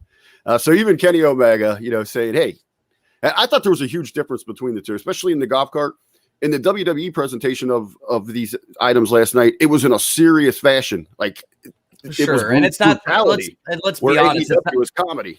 Right, and it's not the first time WWE has used a golf cart in a match. Like I know in the back of my head, I remember there was WrestleMania a few years ago, about 10 years ago, I guess. But they've used it before, so I can see why, because it's close to the timing of it. But I didn't see it as them trying to rip off AEW. Well, Shane and Kevin Owens used it in their last match against each other. Remember when he fucking threw Shane on it and Shane slid off the top and like fell 7-8 feet to the concrete and hit like a sack of shit? That was probably the nastiest bump in their match. So if you want to talk who used the golf cart first, pal, yeah, we did. Can you imagine going around the locker room? Hey, you're all using a golf cart tonight? Because we're hoping we can use it in our match. and the fact that Omega and those guys sell for it, make them look like marks instead of fucking what I would have done is had a golf cart spot on AEW this week. And we keep trying to do every week until we get to the actual jumping of the sharks, where there's a pool of sharks and Orange Cassidy is in a golf cart ready to jump them. Like, let's make the golf cart its own thing back and forth, but don't call it out. I had a problem with that too on Owens's promo, say this on Russo brand, but on Owens's promo on Friday night, he called Reigns out as what did he say? A community theater mafia boss act. You can't call out the game like that. You have to play the game. When you call out the game move and the it of it, you just killed the reality of it, dude. So there was some weird stuff going into this where I was like, they killed their own heat a little bit. But the end of this match, man, I just felt bad for these dudes after all those big bumps. How about this? They go up into the third tier of fucking Thunderdome and they're fighting back and forth. And there's fucking chairs sitting there in the third tier of Thunderdome. It's phony ass fucking shit like that that's got to stop too. Why are there 4 chairs sitting there on the floor? It's convenient. Oh, okay.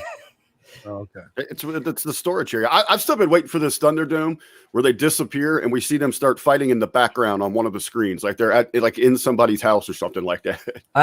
Why not?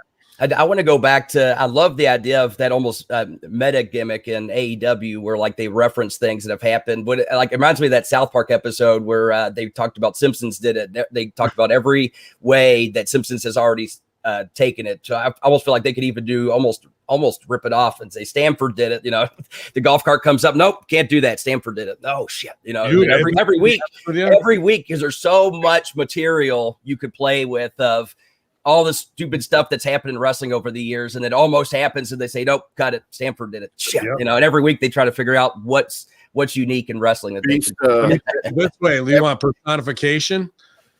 Good artists create, great artists steal and make their own. Everyone's bitching about the golf cart back and forth. The golf cart is now a character. Yep. All you do is hook it up to some servos on the gas fucking tank, and you make it into Herbie the Love Bug Part 2, but it's a golf cart, and the golf cart doesn't even need a driver. All of a sudden, the golf cart will come into the scene, chase people down, and it's all remotely controlled done, bro. If you're going to give the golf cart a personality, make it a character, and wouldn't that be fucking some awesome wrestle crap? Ladies and gentlemen, your new 24/7 champion. Why not, dude? Golf cart. You hit somebody with it, you have it roll up on them, pin them, and fucking ref puts the title on the steering wheel, and off the golf cart goes. Fucking God, bro. Like, if you want to get super wrestle crappy with it, it drives off, and the camera turns, and it's a DDP in a pink Cadillac, and he's like wrestling.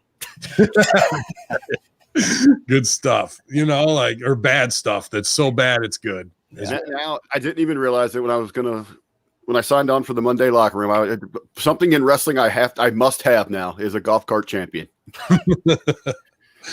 Gentlemen, talk about the main event. Sorry, if you commit to the bit, look how absurd we can go. Dude, then golf cart tags with fucking the boat from Broken Universe if you want. I don't give a fuck. But like Skarsgård got to become a thing, right?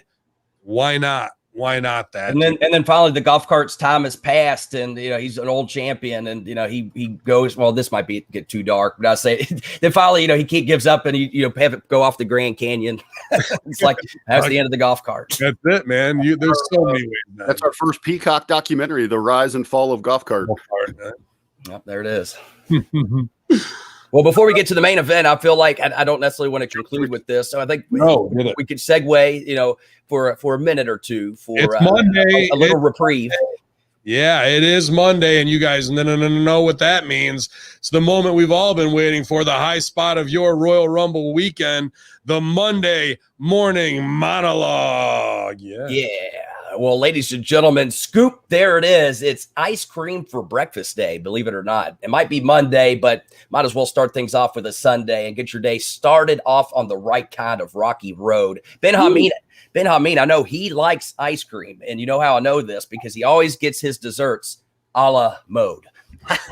I knew you'd like that one. Yeah. But that's enough about ice cream. Let's get to this week's scoops. Impact Wrestling has released a new t-shirt for Matt Cardona, who made his debut for the company at Hard to Kill. And I'll be honest, I don't really care for the design. It says, "I'm here." But you know what design I do like? It's the Dr. Man-Beast I'm Back t-shirt. So why be here when you can be back? Exclusively at ProWrestlingTees.com/drbeast. Yeah, baby. Yeah. Mike Bennett. He discussed his WWE run using Maria Kanellis' surname during the run and more in an interview with Wrestling Epicenter. Bennett's debut in WWE with Maria and under her last name was a move that drew a lot of mocking from people online. And really, when you think about it, it does make sense as an even trade. He got her last name and she got his pants. So it's fair. Yeah. TNT Africa has announced that episodes of AEW Dynamite will begin airing on the network starting February 5th at 1:20 p.m. CAT on a Friday. Well, bless Cody Rhodes down there in Africa. I was going to try to sing it, but I figured I'd spare you all the pain. Goldberg, speaking of him, his WWE Universal Championship win over The Fiend was controversial amongst fans, and Goldberg recently discussed the reaction to the match during an interview with Fox Sports, saying, "I'm asked to go out and perform, and I don't pass judgment on it. I don't worry about a finish. I don't worry about who's winning. I don't worry about who's losing. At the end of the day, I'm there to provide a service, and I do it with a smile on my face either way, and I'm not a booker. I don't make the decisions. I really don't." So in so many words, as Rage Against the Machine would say, he pretty much said, "Fuck you. I just do what they tell me." Goldberg. And last but not least, in an interview with Talk Sport, Darby Allin said he was optimistic about Sting being able to wrestle at AEW Revolution, where the two are booked for a street fight against Ricky Starks and Brian Cage. He said Sting surprised him by his ability to climb a 6-foot fence, and so he's good to go. Well, rumors say that after he jumped the fence, he turned to the camera and said, "Hi, my name's Sting, and welcome to Jackass." Ladies and gentlemen, this has been your Monday morning monologue. Yeah, man. As always, Man Beast comes through with the great dad jokes. So I love it, dude. Oh, shit. Now I just want some ice cream. They're saying 2 scoops of Neapolitan ice cream, all kind of. All right, all the puns. I love it. Yeah, man. As we're 38 strong here, I see him all the way from the UK, from Mansfield, Ohio, from Boy Meets World to the Canadian spaceman. We're global here, you guys, this morning. Monday Locker Room, Hacker Hamin Media Group. Mansfield, up by the prison. Are they in the prison? Or did we have viewers there? Got T Philly K, DJ Shadow Zone, our own Timbo Slice in the house. Big Evil Pops doing great things for us with sharing our content. Society Reviews, Ken Sorrell. The Stevie Richards in the house as well, you guys. I'm sure he's probably on the Peloton right now getting his shit in. And my man Amp Williams in here too, man, in the back. Just a hobby that we picked up in the lobby. So let's get to it, man. Main event, Men's Royal Rumble. Well, Ben, I know you were hot about this. Beast, want to get your opinion as well. A lot of people kind of peeved over this, that they went ahead and announced 1 and 2. Into this, we get Edge and Randy Orton. Team Stupid for the win once again.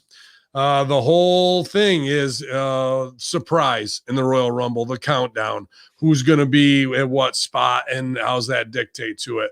So the number 1 spot should usually be a shitty luck of the draw or a punishment angle. Did we get any of that going into here? No. We just get the nostalgia of, hey, remember Edge and Orton, that they hate each other from 15 years ago? We're putting them 1 and 2, and they announce it the day of. Couldn't be any more stupid in keeping their thumbs off of Twitter, blowing the actual gimmick of the match, which, well, aside from getting the guy over the top rope to the floor, is the surprise entrance and the nostalgia, and to put it out there. And if Edge would have been number 1 and they didn't announce it, you'd have been like, fuck, Edge ain't going to win. He's too old. And then he stays in. Announcing it as number 1 goes, they're going to do the whole number 1 to the end storyline before the match even starts. So whoever decided to do that at WWE.com needs to be thrown to the ground and punched in the face repeatedly. Do you think maybe this was some pressure from the network? Because they actually announced this on the return of the with the Fox deal with that backstage. Then they're fucking stupid too. Jacob Allman is very fucking short-sighted as a wrestling fan. He should know better than doing that, and that killed more business than did any good to be like, Edge and Orton are number 1. Well, I can't miss now.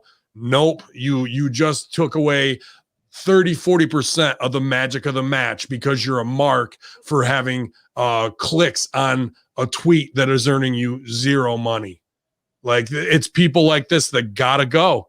Like the decision makers that allow this shit to happen are just in way over their head in positions that they have no reason being in whatsoever. Yeah, it's interesting, the deal. I don't know how that works as far as Fox. I feel like Fox does its own marketing independent of WWE, and unfortunately, that's where they do things like this that end up fucking up the business. And it's like, why are they getting clearance to be able to do something like that? Because if anything, it just killed the anticipation and the surprise of it. Like I was not against Edge, like you said, Edge and Orton being number 1 and 2. That's fine. That's great if it's a surprise. No problem. But when they announce it ahead of time, it's like, you kind of show your hand, and that's not, as interesting of a story to be told, because now you're assuming, oh, you're telling me the story that you're going to tell me. And it's like, but that kind of kills part of the magic of it.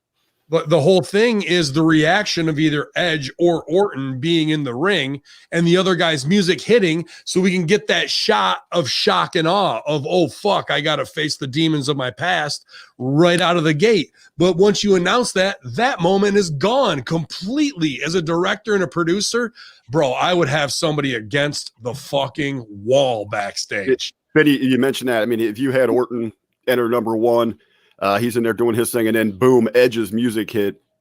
That's the reaction of like, oh fuck, this moment is happening right now. Yeah.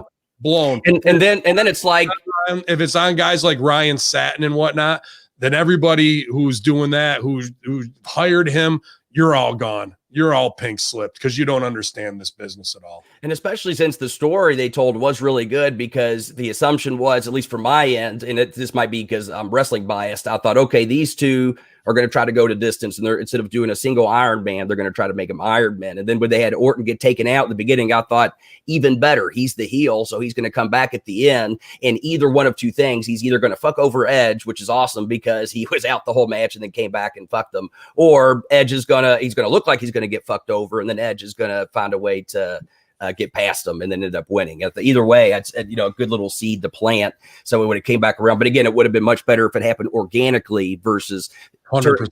As soon as they announced it, then it's like, okay, we know it's going to be one of those two guys that win, at least from my perspective. I did like, as we're talking about the kind of those little nuances. I did enjoy I believe it was in the pre-show, Sami Zayn's having an interaction with the New Day, and the conspiracy theorist. He's talking, I'm surprised I wasn't placed number 1 because everybody's out to get me. And then sure enough, since we already know 1 and 2, Sami comes in at 3. I thought that was a nice little touch. But how did they get Sami out? Because that was another thing I was hot on. They should have had, it was Big E and Woods got him out. But there should have been, I can't remember off the top of my head because we were zooted and I'm wasn't writing notes. But there should have been something else there where other guys get in on it and get him out, so then he can deconstruct the conspiracy that they conspired against Sami Zayn. Otherwise, it just feeds into the Big E thing and didn't really play out because Big E gets eliminated by Big Ninja, so the business is AJ and Big Ninja, not Sami anymore.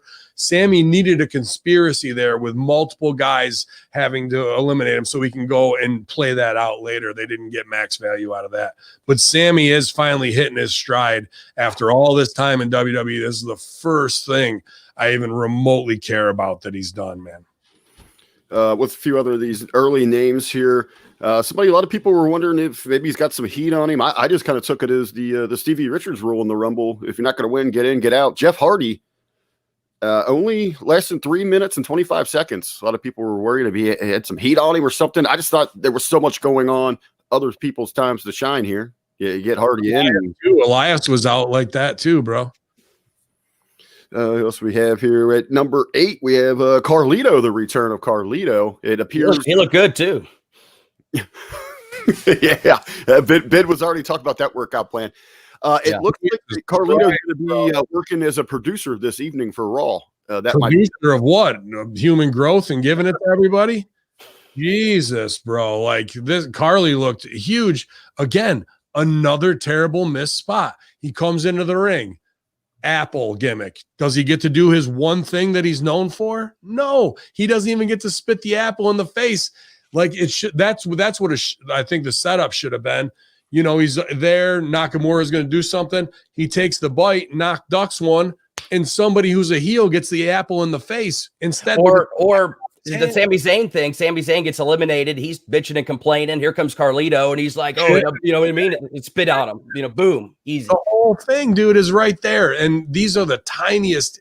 Like, if you go Carlito's in the Rumble, the next question is, okay, who gets the apple spit spot? And we don't even get to it. How are we not getting guys gimmicks over that are nostalgia acts that way? Instead, everyone's going, Jesus Christ, did he fucking take the David Banner treatment and he's half hulked up right now because he's got 60 extra pounds of muscle on him? And that ain't out of nowhere. No, where? So I don't we're missing the very basics of what we should be doing in writing these things. Yeah, but as you mentioned, Elias, only 2.5 minutes inside the Rumble. Out of this early entrance, had to be impressed with the continued growth of Big E. He looked good throughout this match, right up till, as you said, when almost eliminates him from the outside. Another bit of a surprise entrant into this coming from NXT, who had an incredible performance at 14. Damian Priest looked fantastic. I disagree. Really? You didn't like his... I like the gear. I like the way he looks. He's lean. He's fucking awesome. But Rhea Ripley protected her size. when he came in, he fucking sold for everybody because he's so excited to be in the ring in the Royal Rumble that he wants to make everybody look good.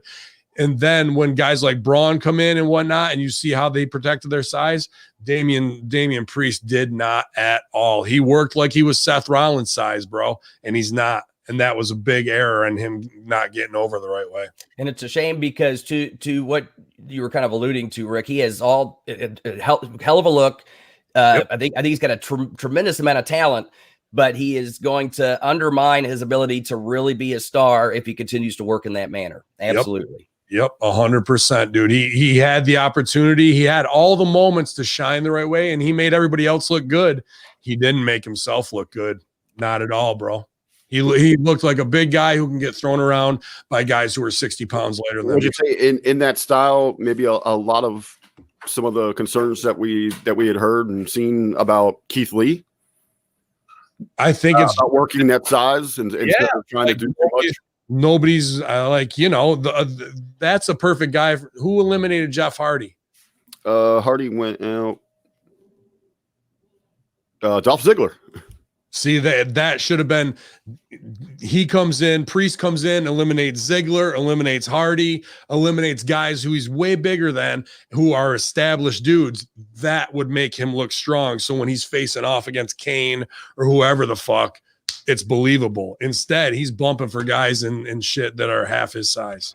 Yeah, I mean, you could have had. There's a handful of guys. I mean, you could have saved until Priest got in. Mustafa Ali was in the ring. Jeff Hardy was in the ring. Dolph Ziggler's in the ring. Ricochet's in the ring. And those could have been easy picking. Should have been lawn darts for him, bro. Just whoop, whoop. And then you're going, holy shit, Damian Priest might be a fucking sleeper in this all the way to the end. But, he just wanted to be like, yes, sir, I'll do whatever you want in the back. And instead of being like, nah. He did get the shine from the big elimination from Kane. So hopefully they'll be able to parlay that into remembered success. Beast, I want to get your take on this one. Ben's already talked about it, but it involves The Miz. He makes his entrance. He goes over and trashes the sound equipment there from Bad Bunny. But what do you think about Bad Bunny's involvement at the Rumble, Beast? Again, that's a thing I didn't really understand. I mean, I know they did the song at the beginning earlier, but it seemed forced. It seemed like they were like, we have this idea, we're going to do this idea no matter what, even if we can't make it come across as organic. Because I think really that's what it was. They're just like, well, we want to have the celebrity spot, so this is where it's going to be. So I mean, I can't say I necessarily hated it, but I also didn't feel like it was needed, and I don't feel like it necessarily added to the match.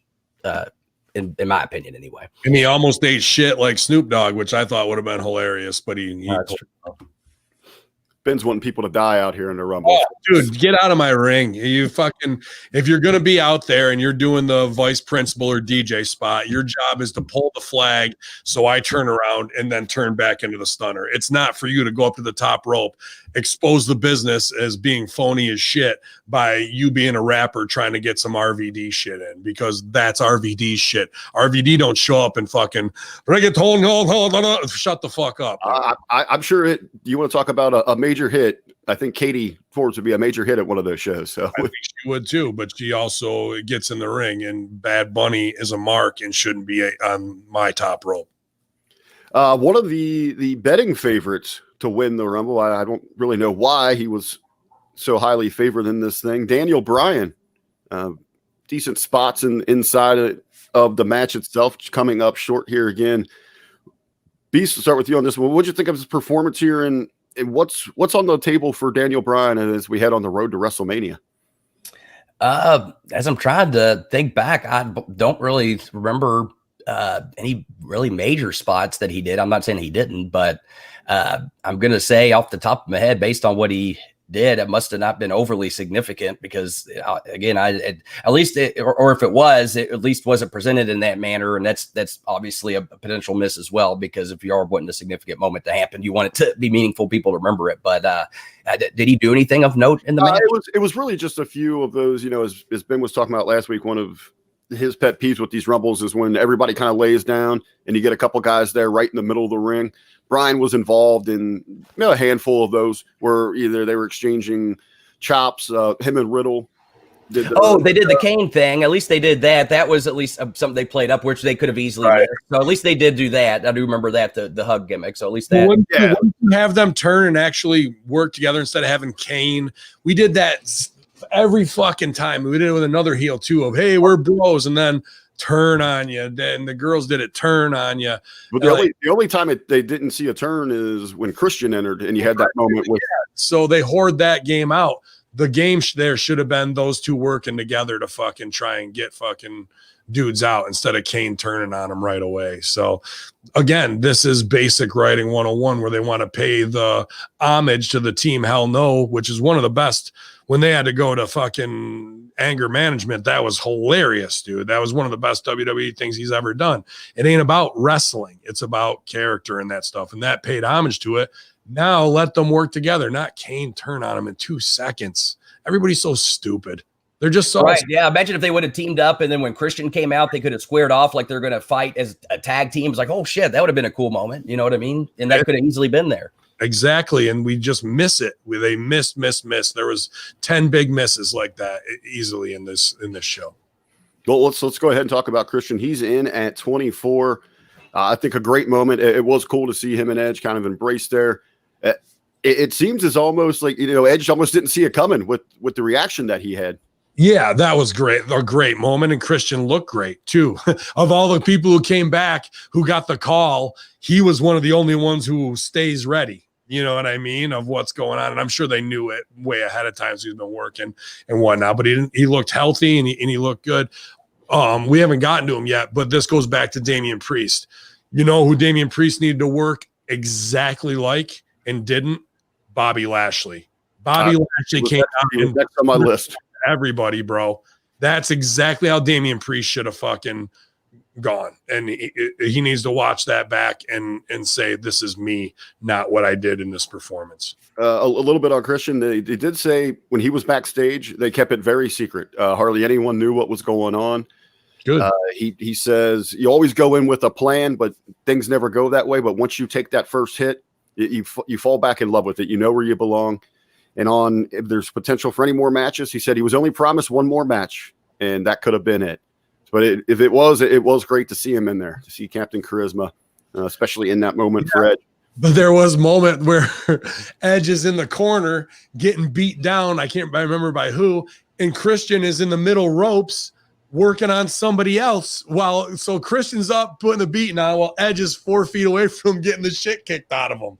I don't understand why even these guys who have supreme respect for, like if someone's kicking the shit out of your tag partner, Beast, if power's down and you got the upper hand, are you going to go over and start helping your partner so get him back on his feet? Of course. Right. Yeah. Like it's even from the most veteran guys, I'm seeing things like, why is that happening right there? Mistakes. Ben, you mentioned Bobby Lashley. He was pretty dominant in this thing. And it took Big E, Christian, Daniel Bryan, and Riddle to get him out of it. I will say one of the moments just outside of the dominance from Bobby Lashley and how just incredible he looks, a square off inside this match. I didn't know that I wanted, but now I got to have it, was him and Big E staring each other down. Oh, yeah. I mean, they'll help make it, but where the hell is the rest of the Hurt Business on this show? Where's Jey Uso on this show? We're talking about these big names in here. Keith Lee not inside of this. COVID. Is that what it was? Okay, I wasn't sure if I missed something with it. So they haven't announced. Mia Yim said she's got it, and fucking they're together. So yes, the math. Okay. That would explain that then. Yeah. But yeah, Lashley looking impressive. But yeah. Where's the rest of the Hurt Business? Why aren't they out there helping? You got Omos out there at ringside. Where's anybody? Where's MVP to make sure that he's directing traffic? Right.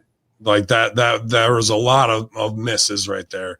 And they're just sitting in the back. Why not? Why not have something where Hurt Biz, with Lashley, they got to even hold him back from getting back in the ring because he's going psycho. But Lashley, to me, was the most impressive, believable guy in this entire Rumble, man. He looked great.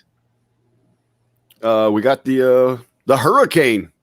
We got the winter storms hitting the Northeast, but at the Rumble, it was the hurricane. What you guys think of Shane Helms' return, Beast? I'm trying to remember. I guess he did again. I felt like that was also a potential moment, or because didn't he have a short run with Kane as well? I mean, right there would have been a great moment where now Kane has to choose. You know, is he going to come together with Hurricane, or is he going to go back to Daniel Bryan? So again, that was another opportunity where I felt like easy storytelling that unfortunately was missed right there. And off the top of my head, I can't even remember anything particularly of note that he did otherwise. He was only in for 30 seconds. Okay. He came in. I guess maybe the spot he'll be remembered for as we look back on it is he slapped the double choke slam on Big E and Bobby Lashley before they kind of lapped it off. Yeah. And tossed him. Well, I guess that was still a little nostalgia at least, but you know. But he took a nasty bump on his hip when he fucking went over the top. He hit hard, dude. They launched him. Like his feet hit, but when he came down, it was on his. I think it was on his left hip. He fucking came down real hard. I don't know if we got into this or went by it. Is Riddle in yet? Riddle is in the match at this point. So another huge drop. We get this babyface moment, and they even say it on camera. Riddle bros up with Edge and Christian. Good, feel good moment. Everybody's down. They heel on Riddle. And then Graves goes, looks like he wanted a 5-second pose down there. Why would you not give them the 5-second fucking pose down? Riddle turns around to bro up with him, and then Edge and Christian heel on him 2 seconds in and get him the fuck out of there, dude. Yeah. These writers just are oblivious. I don't even think they might even not know about that from 1998.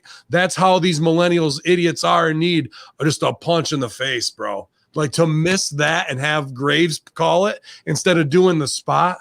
Holy shit. And I think what was more disappointing about Riddle's elimination is maybe you could sell this. He got caught up in the heat of the moment, but he jumps over the top rope himself to go to the and then get knocked off. Looks stupid. Absolutely. That one had me baffled there, but yeah. Not hit the 5-second pose down and then heel on him was possibly the dumbest thing I'd fucking seen all night long. Well, let's talk about Carmella's dive into the fucking ground where she scorpions herself. That was A+. I could see that. AJ Styles was rather quiet. He had a 10 and a half minute run inside of this. I guess it was more about his sidekick. His hired hand is almost saves him a few times. I thought it was a little bit entertaining after Braun had thrown him out once and he was saved. He goes to do it again and almost is there. So Braun's quickly to pivot and it's like, oh, wait, I'm just going to go toss him out this side. This was a funny rib during the show last night. I was trying to talk to my wife, and someone asked what AJ Styles' bodyguard name was. And I said Hun to my wife, and someone said his name's Hun. I was like, no, but I wish it was now. This is a giant guy called Hun. Oh, here comes Hun. Honey. No, that was I don't know. All right, the catch spot, but then when he eliminated Big E, I thought that was a big mistake, man. Big E's way too over to get eliminated like that and fucking just sit there and take it and fucking then get tossed. I was just like, I don't know. And it's likely with them being on different brands, you don't get a payoff on that. Right, dude. So why go that way? And when Big E, I think, should have been one of the final four. You know, you're getting a guy there. He's fucking up. Lashley's out. That was Big E's chance to get over, and that was let the air out of the tires. Him doing that. I mean, that visual, that big ass hand coming up and over was cool, but it just Big E's a monster, bro. He shouldn't be able to fucking get duped like that. When we get to the return of the Messiah, Seth Rollins. Wasn't exactly a fan of how they handled this here. Ben, what was your thoughts on the presentation, him coming back as the Messiah gimmick, his run inside the match here? He comes in at 29, goes 8:48, made it down down to the finals there. Yeah, I mean, this guy can come back whenever he wants. He's Triple H's boy, so he's gonna fucking get that spot. You felt the crowd go mild. Nobody's like, "Yay, Rollins is back!" You know, like. You think it was because you don't see the internet people really that buzzing because it's the Messiah act? Did the people want the architect to burn it down? The baby face Seth Rollins, or they just completely kind of King Slayer, Beast Slayer? None of these things are over. If you have to keep switching gimmicks every 6 months, it's because none of them are hitting. And I just figured it was for T-shirts. Well, that too, but he doesn't. None of the. I don't think any of those are selling. I bet if you go to WWE Warehouse, there's boxes and boxes of Beast Slayer, King Slayer, fucking the man's daddy's man, whatever the fuck he wants to call himself, tape trader, master bearer, Fruit of the Loom underwear, boner champion, whatever it is. Like, so can he do things and get the curb stomp in? Yeah. Guess what? This is the Royal Rumble. The object is to throw the guy over the top rope. You curb stomp him, he's knocked out on the ground. Now you have to pick him up. That shows you're stupid and you don't know about wrestling or how to work the match. It's all about getting your shit in. So the snake in the grass as he was kind of laying low outside, which we would end up seeing twice here in this Rumble. But ooh, wow. You know, when he went and played snake in the grass and laid on the outside, I thought he was eliminated and I could care less. They actually even had to correct themselves on the commentary when they came back to it. They were like, oh, excuse us, there's 6 people left. We forgot Seth Rollins is here. Yeah. And he's that forgettable. Like, as a talent, just an ROH guy who got through the cracks and got pushed up to be Triple H light, hasn't delivered in nearly anything until it became him and Dominic. And then that went to shit because once it all falls apart, we don't have Aaliyah, we don't have Buddy Murphy. Where's Aleister Black in any of this shit?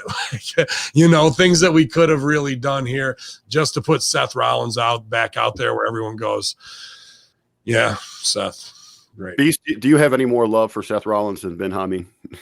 I mean, I think he's certainly got. He certainly has talent, but he's not being used in a way that is conducive to getting him over.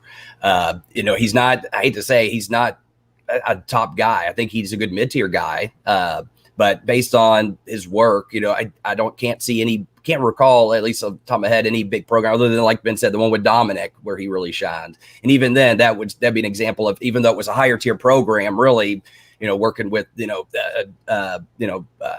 a young boy, so to speak, someone that's rookie. Yeah, you know, you're carrying him along. That's kind of a mid-tier type of angle.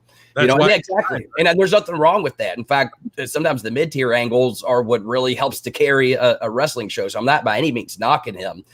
Because if anything, sometimes the mid-tier guys are almost as important, if not even more important, because they're the ones that, you know, you can't have a shitty wrestling show and be like, well, at least the main event was good, because people aren't going to come back for a shitty wrestling show just for the main event. You know what I mean? So I think someone like that is in that area of the roster is hugely valuable. And I think he should be utilized as such.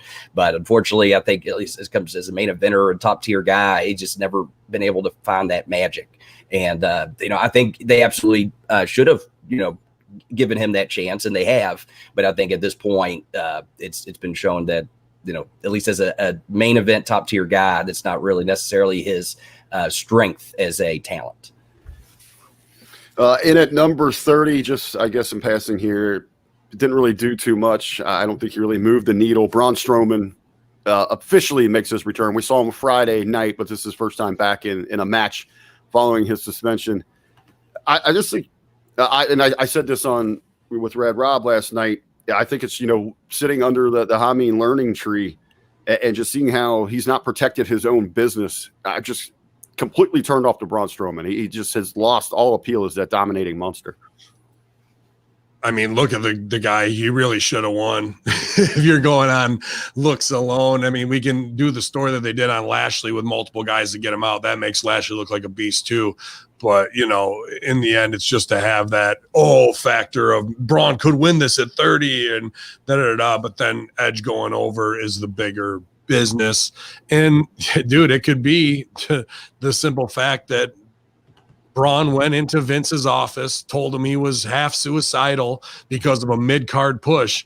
And once you do that, you are fucking ruined property in Vince McMahon's mind till the end of time, because you just showed weakness and that you can't be trusted to be the guy that they put the whole company on their back, no matter how big your back is, to fucking be able to shoulder it. It shows that you have, it shows that when you fucking are dressing like Wonder Woman and fucking pussycat dolls for Halloween, and that's more important to you than being the next fucking Andre the Giant to Vince. Like, you got some value, but you're never going to be up there again, because you're not the true warrior, worker, killer that I need you to be. So I think he's always going to be marginalized with the office, no matter how much B12 he takes and how impressive he looks, bro.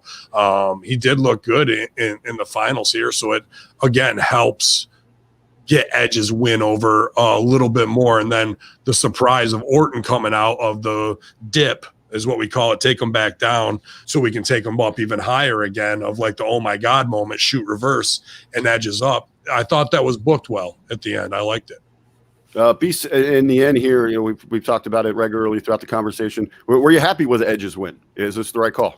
I thought so. I saw a lot of hate online for him being an older guy. And I can understand the grievances, but here's the difference. And I feel like this is why it worked. It really comes down to the stories you were telling and the stakes at hand.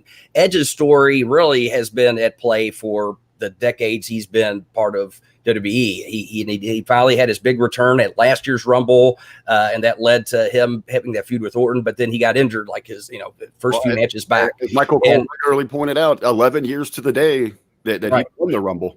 And yeah, not to mention the fact that when he originally lost the championship, it was he had to give it up due to injury. And so to me, this is a story of redemption for Edge, and that's why I think this particular story it worked. And I can see. Here's the thing: if you just shotgunned a younger star because we need to make stars, it's not just shotgunning him to win a match and then going on to the Rumble. It's them getting so close to winning the Rumble and then they don't, and then over time they keep trying to overcome obstacle after obstacle, and then they finally win the Rumble, and then that's how you put over someone new. But just to say we're gonna have them run the Rumble, and then all of a sudden they'll be a main eventer, they'll be over. It doesn't work like that, unfortunately. So this is where you have someone like Edge to tell the story, and maybe either one of two things: either he ends up going on to WrestleMania, comes so close to put over somebody else, or go ahead and give Edge a short run to get that title back and give people that feel-good moment, only to have a different heel come in and take it away and get the heat and get the rub off of that feel-good moment with Edge. So Edge can still be utilized as a veteran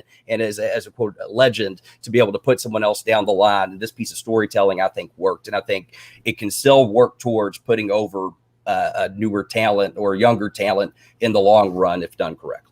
You know what I wanted to see if I was just another choice? I mean, I didn't mind what they went with, but they had Braun there and you had Edge and Christian. Braun should have been up kicking the shit out of him. He's just about to get Edge out. Fucking Christian sells up, jumps on his back, climbs up to like real high on his neck to be a pivot point, and Edge can get him close enough. And you see Christian go, get him while he's holding on. And Christian sacrifices himself as an anchor to get Braun over to fucking get Edge. And Edge is like humbled that Christian would fucking do that for him to get him up there. Then Orton comes in right on the heels of that. Boom, boom, boom, boom, boom. I thought we could have had a real moment of Christian. Christians like sacrificing themselves. I'm not sure if you guys know about that or not, but Christian sacrificing himself for Edge, we could have got a little bit more mileage out of that. We had a Christian martyr. Yeah, exactly. So the other part too, that's kind of a botch from Edge's promo last week. He said that Beth Phoenix was going to be in the Rumble too. No Beth Phoenix. So even week to week, we can't keep our own continuity. Ben, to kind of wrap up our Rumble conversation here, what are your maybe one or two? What are your big matches they must do for WrestleMania? I think it doesn't matter who they put her up against, but you got to put Bianca Belair over for the title, and putting her over on Charlotte. Clean. Putting her over on Charlotte's probably the best business. However, Charlotte versus Rhea Ripley is good biz too. So, but we need a big heel. So I put a lot of heat on Sasha right now, as much as I could, all the way up, and just have Rhea Ripley, go over on her strong. For guys, where do you go with Edge? It's got to be Edge versus, I believe Drew probably, right, in a baby match. You could go baby, or he could go try to dethrone the head of the table. Yeah, I don't think that's the strongest choice there. I think a legacy guy like Edge, you want a torch pass and a almost very much that Goldberg feeling.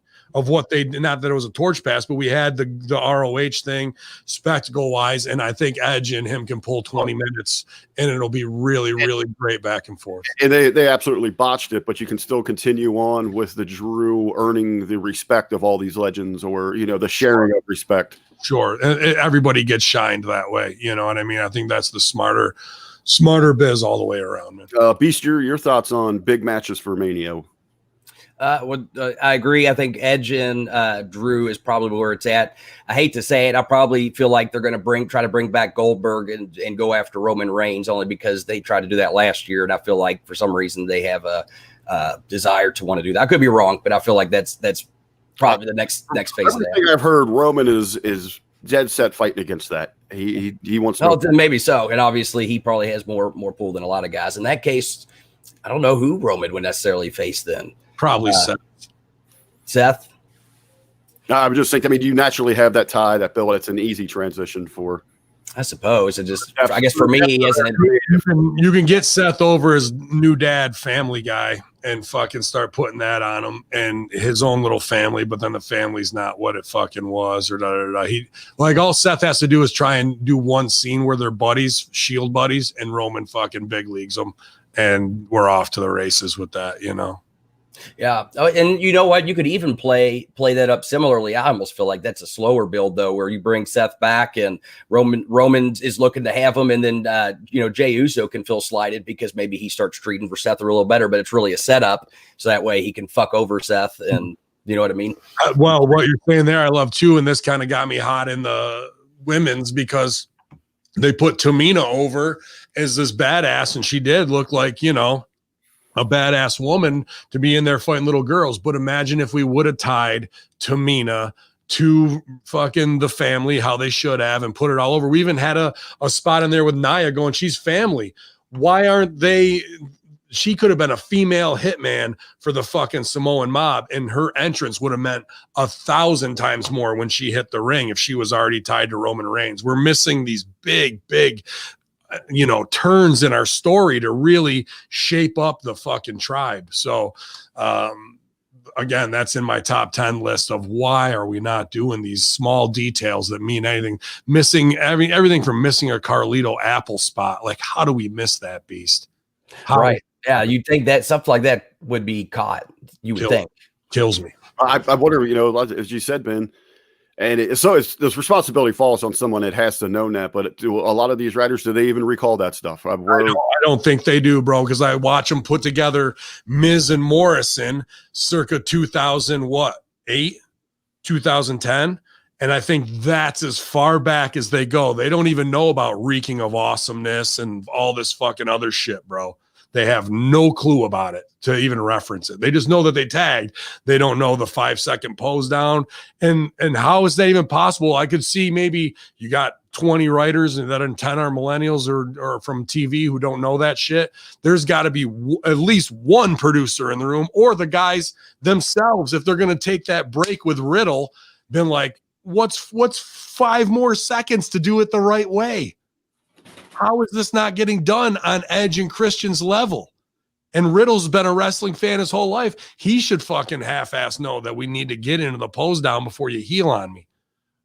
It really just lets the air out on me, bro. Like, punches me in the stomach of like, these are the simplest things. These are the payoffs to the spots you're setting up, and we don't even get close to it in a 10-second spot. Unbelievable. WWF, it's unbelievable. Then, now, forever. Yeah. Total shit. All right, gentlemen, that was our Rumble with our headlines worked in there. I just got a message from Charles the Hammer Evans Beast.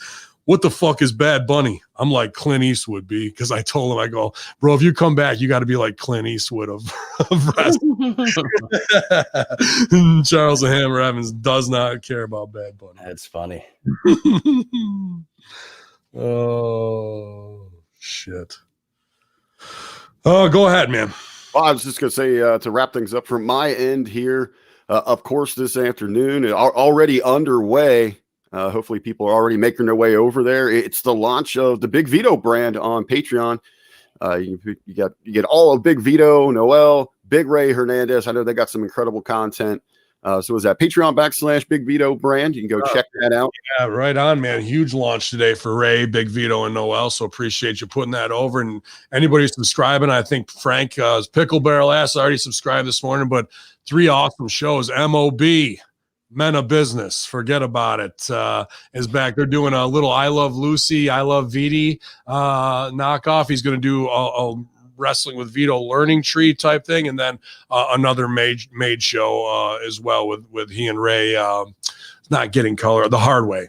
So definitely they're pumped about it. Vito and Noel are in full production mode and excited to be creating stuff. And that New York side of Big Ray and Big Vito hooking up, man, I knew it was going to be magic, and they've really been pumped to produce things for us. The graphics all look great. All the video stuff looks really awesome so far. So, just another great collaboration between Hamin Media Group and Group.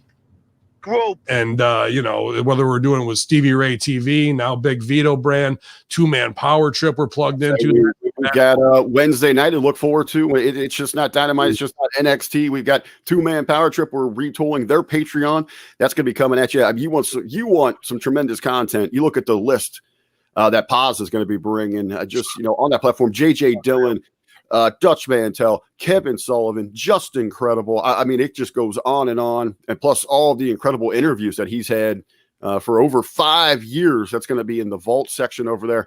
Again, that's going to be launching. We're going to roll that out right around 8 p.m. Eastern Wednesday night as you get settled in for your evening of wrestling. Right off those heels of the Horsemen. And Man Beast I just released his new latest episode 15, the Hustler Rip Rogers podcast at Hamin Media Group, as well as Rad Rob's exclusive lead up to Royal Rumble there. And Stevie put 2 awesome, incredible marketing videos out in the marketing. I put them in the Culture Vulture $10 tier as well, based on writing the amazing email to hook up with sponsors and get free stuff already. My staff's been putting it to work and had success with it already, man. And then there was a request of how to build your own business using just online website tools that kind of runs and sustains itself. So he just made that one as well. So it's been a huge week. Hamin Media Group, Patreon, obviously Big Vito today, 2-man power trip, still rocking with Russo, with Master Shoot Theater and everything we got going on his Russo TWC Patreon, and Stevie Ray TV hitting on all cylinders. Had Deborah on this week. I heard there's a big shoot about Stone Cold Steve Austin on there that Stone Cold might not like. So it's stuff we can't release in micro clips because, we're trying to have a good outward facing relationship. But hey, bang, bang. When you want the real fucking shoot, man, the Hamin Media Group's going to give it to you. Stevie Ray ain't going to pull no punches for nobody, man. He's going to tell it like it is. So MSG's busting his ass over there, doing great intros. All hands on deck. I put it out yesterday. I go, my team works on Sunday. I'm getting hit up by everybody. Javid from Cage Theory, Blake Troop, Beast hitting me up, working on thumbnails. You got so much going on TMPT, man, with all that. Big Ray telling me how Vito's doing, checking in. Russo, hey, text me when the men's rumble starts. I don't want to watch the rest of this shit. So I'm all over the place, bro. But I wouldn't be able to hold it down if it fucking wasn't for the HMG squad absolutely killing it, man. That's just the tip of the iceberg. Wait till everyone gets to learn more about what we got coming at them. Dude, it's unbelievable. But by end of February, I mean, there's 2 more big brands ready to launch. We talked about them. I'm working on Idol and April stuff. So Damian Sandow, April Hunter are next in the queue after we launch these. It's just phenomenal to have you guys be such great supporters. And I know Patreon takes some extra money. So whatever you do, if you want to switch from one, or you find one you like, or even if you can just share it of what's going on in the micro content, all these have YouTubes as well for those same micro content videos. So if you can't subscribe to Patreon, just go over there, check out what's going on. You guys, we want to provide you with the best pundits, the best producers, and the best talent in wrestling. And right now, we're hitting on all cylinders, B. Hell yeah. Oh, shit. Oh, hell yeah. It's your Monday locker room post Royal Rumble Infidels 2-hour big show with a lot of good moments. but things we definitely could have tightened up if they would have had the right writing team sitting around being creative before the show to really get those fine trimmings and fine details in there with some extra sauce on top, man. And I know you've been all sauced up this weekend, man. Hot sauce, barbecue sauce, blow it out your ass sauce. If there's a fucking toilet paper shortage in Ohio, you can blame RBV because, my God, as many wings as he put down, I'd hate to be the bathroom in his house at this point. No, I actually, each time out, I did have an unofficial sponsor. I made sure to put down a bottle of Pepto before I left. So let's say we can reach out to Preparation H, see if we can get you some ass cream as well, because it's maybe get you a hemorrhoid pillow or two or something along those lines, because that's got to be a rough ride after eating 12 different hot wings in 1 week. Beast, what are you cooking up today? Some marvelous shit to get their mouth watering. Well, of course, I'm making some more of those fabulous Vince Russo thumbnails, and I got to make the old lady squat. We're doing that today, and otherwise just LTD, living the dream. Yeah, man, I appreciate everything you did with Rip again this week. Watch that show. I was working out yesterday. Just more awesome fundamental, especially the last 2 shows. Some really, really unbelievable ways how to book a show, how to book a territory, how to book for a certain guy and protect them that way. Just fountain of knowledge as always, man. Yeah, always fun getting together with Rip. And so, yeah, definitely check it out when you get a chance. Looking forward to seeing The Hustler this week. I'll be going up there on Thursday for some new content, new shows, and it's just been a lot of fun. Oh, man, I appreciate all that you're doing there. RBV, like we said, 2-man power trip launching Wednesday at 8. RBV Eats, check out the new brand. Just everyone's creative as fuck. I don't know what else to tell you, infidels. But we're going over strong, whether it's over the top rope or tripping on our entrance and going under the ring. That's just the way we got to do it. We're still going to cash those checks here on your Monday locker room, hackerhamin.podbean.com. YOLO.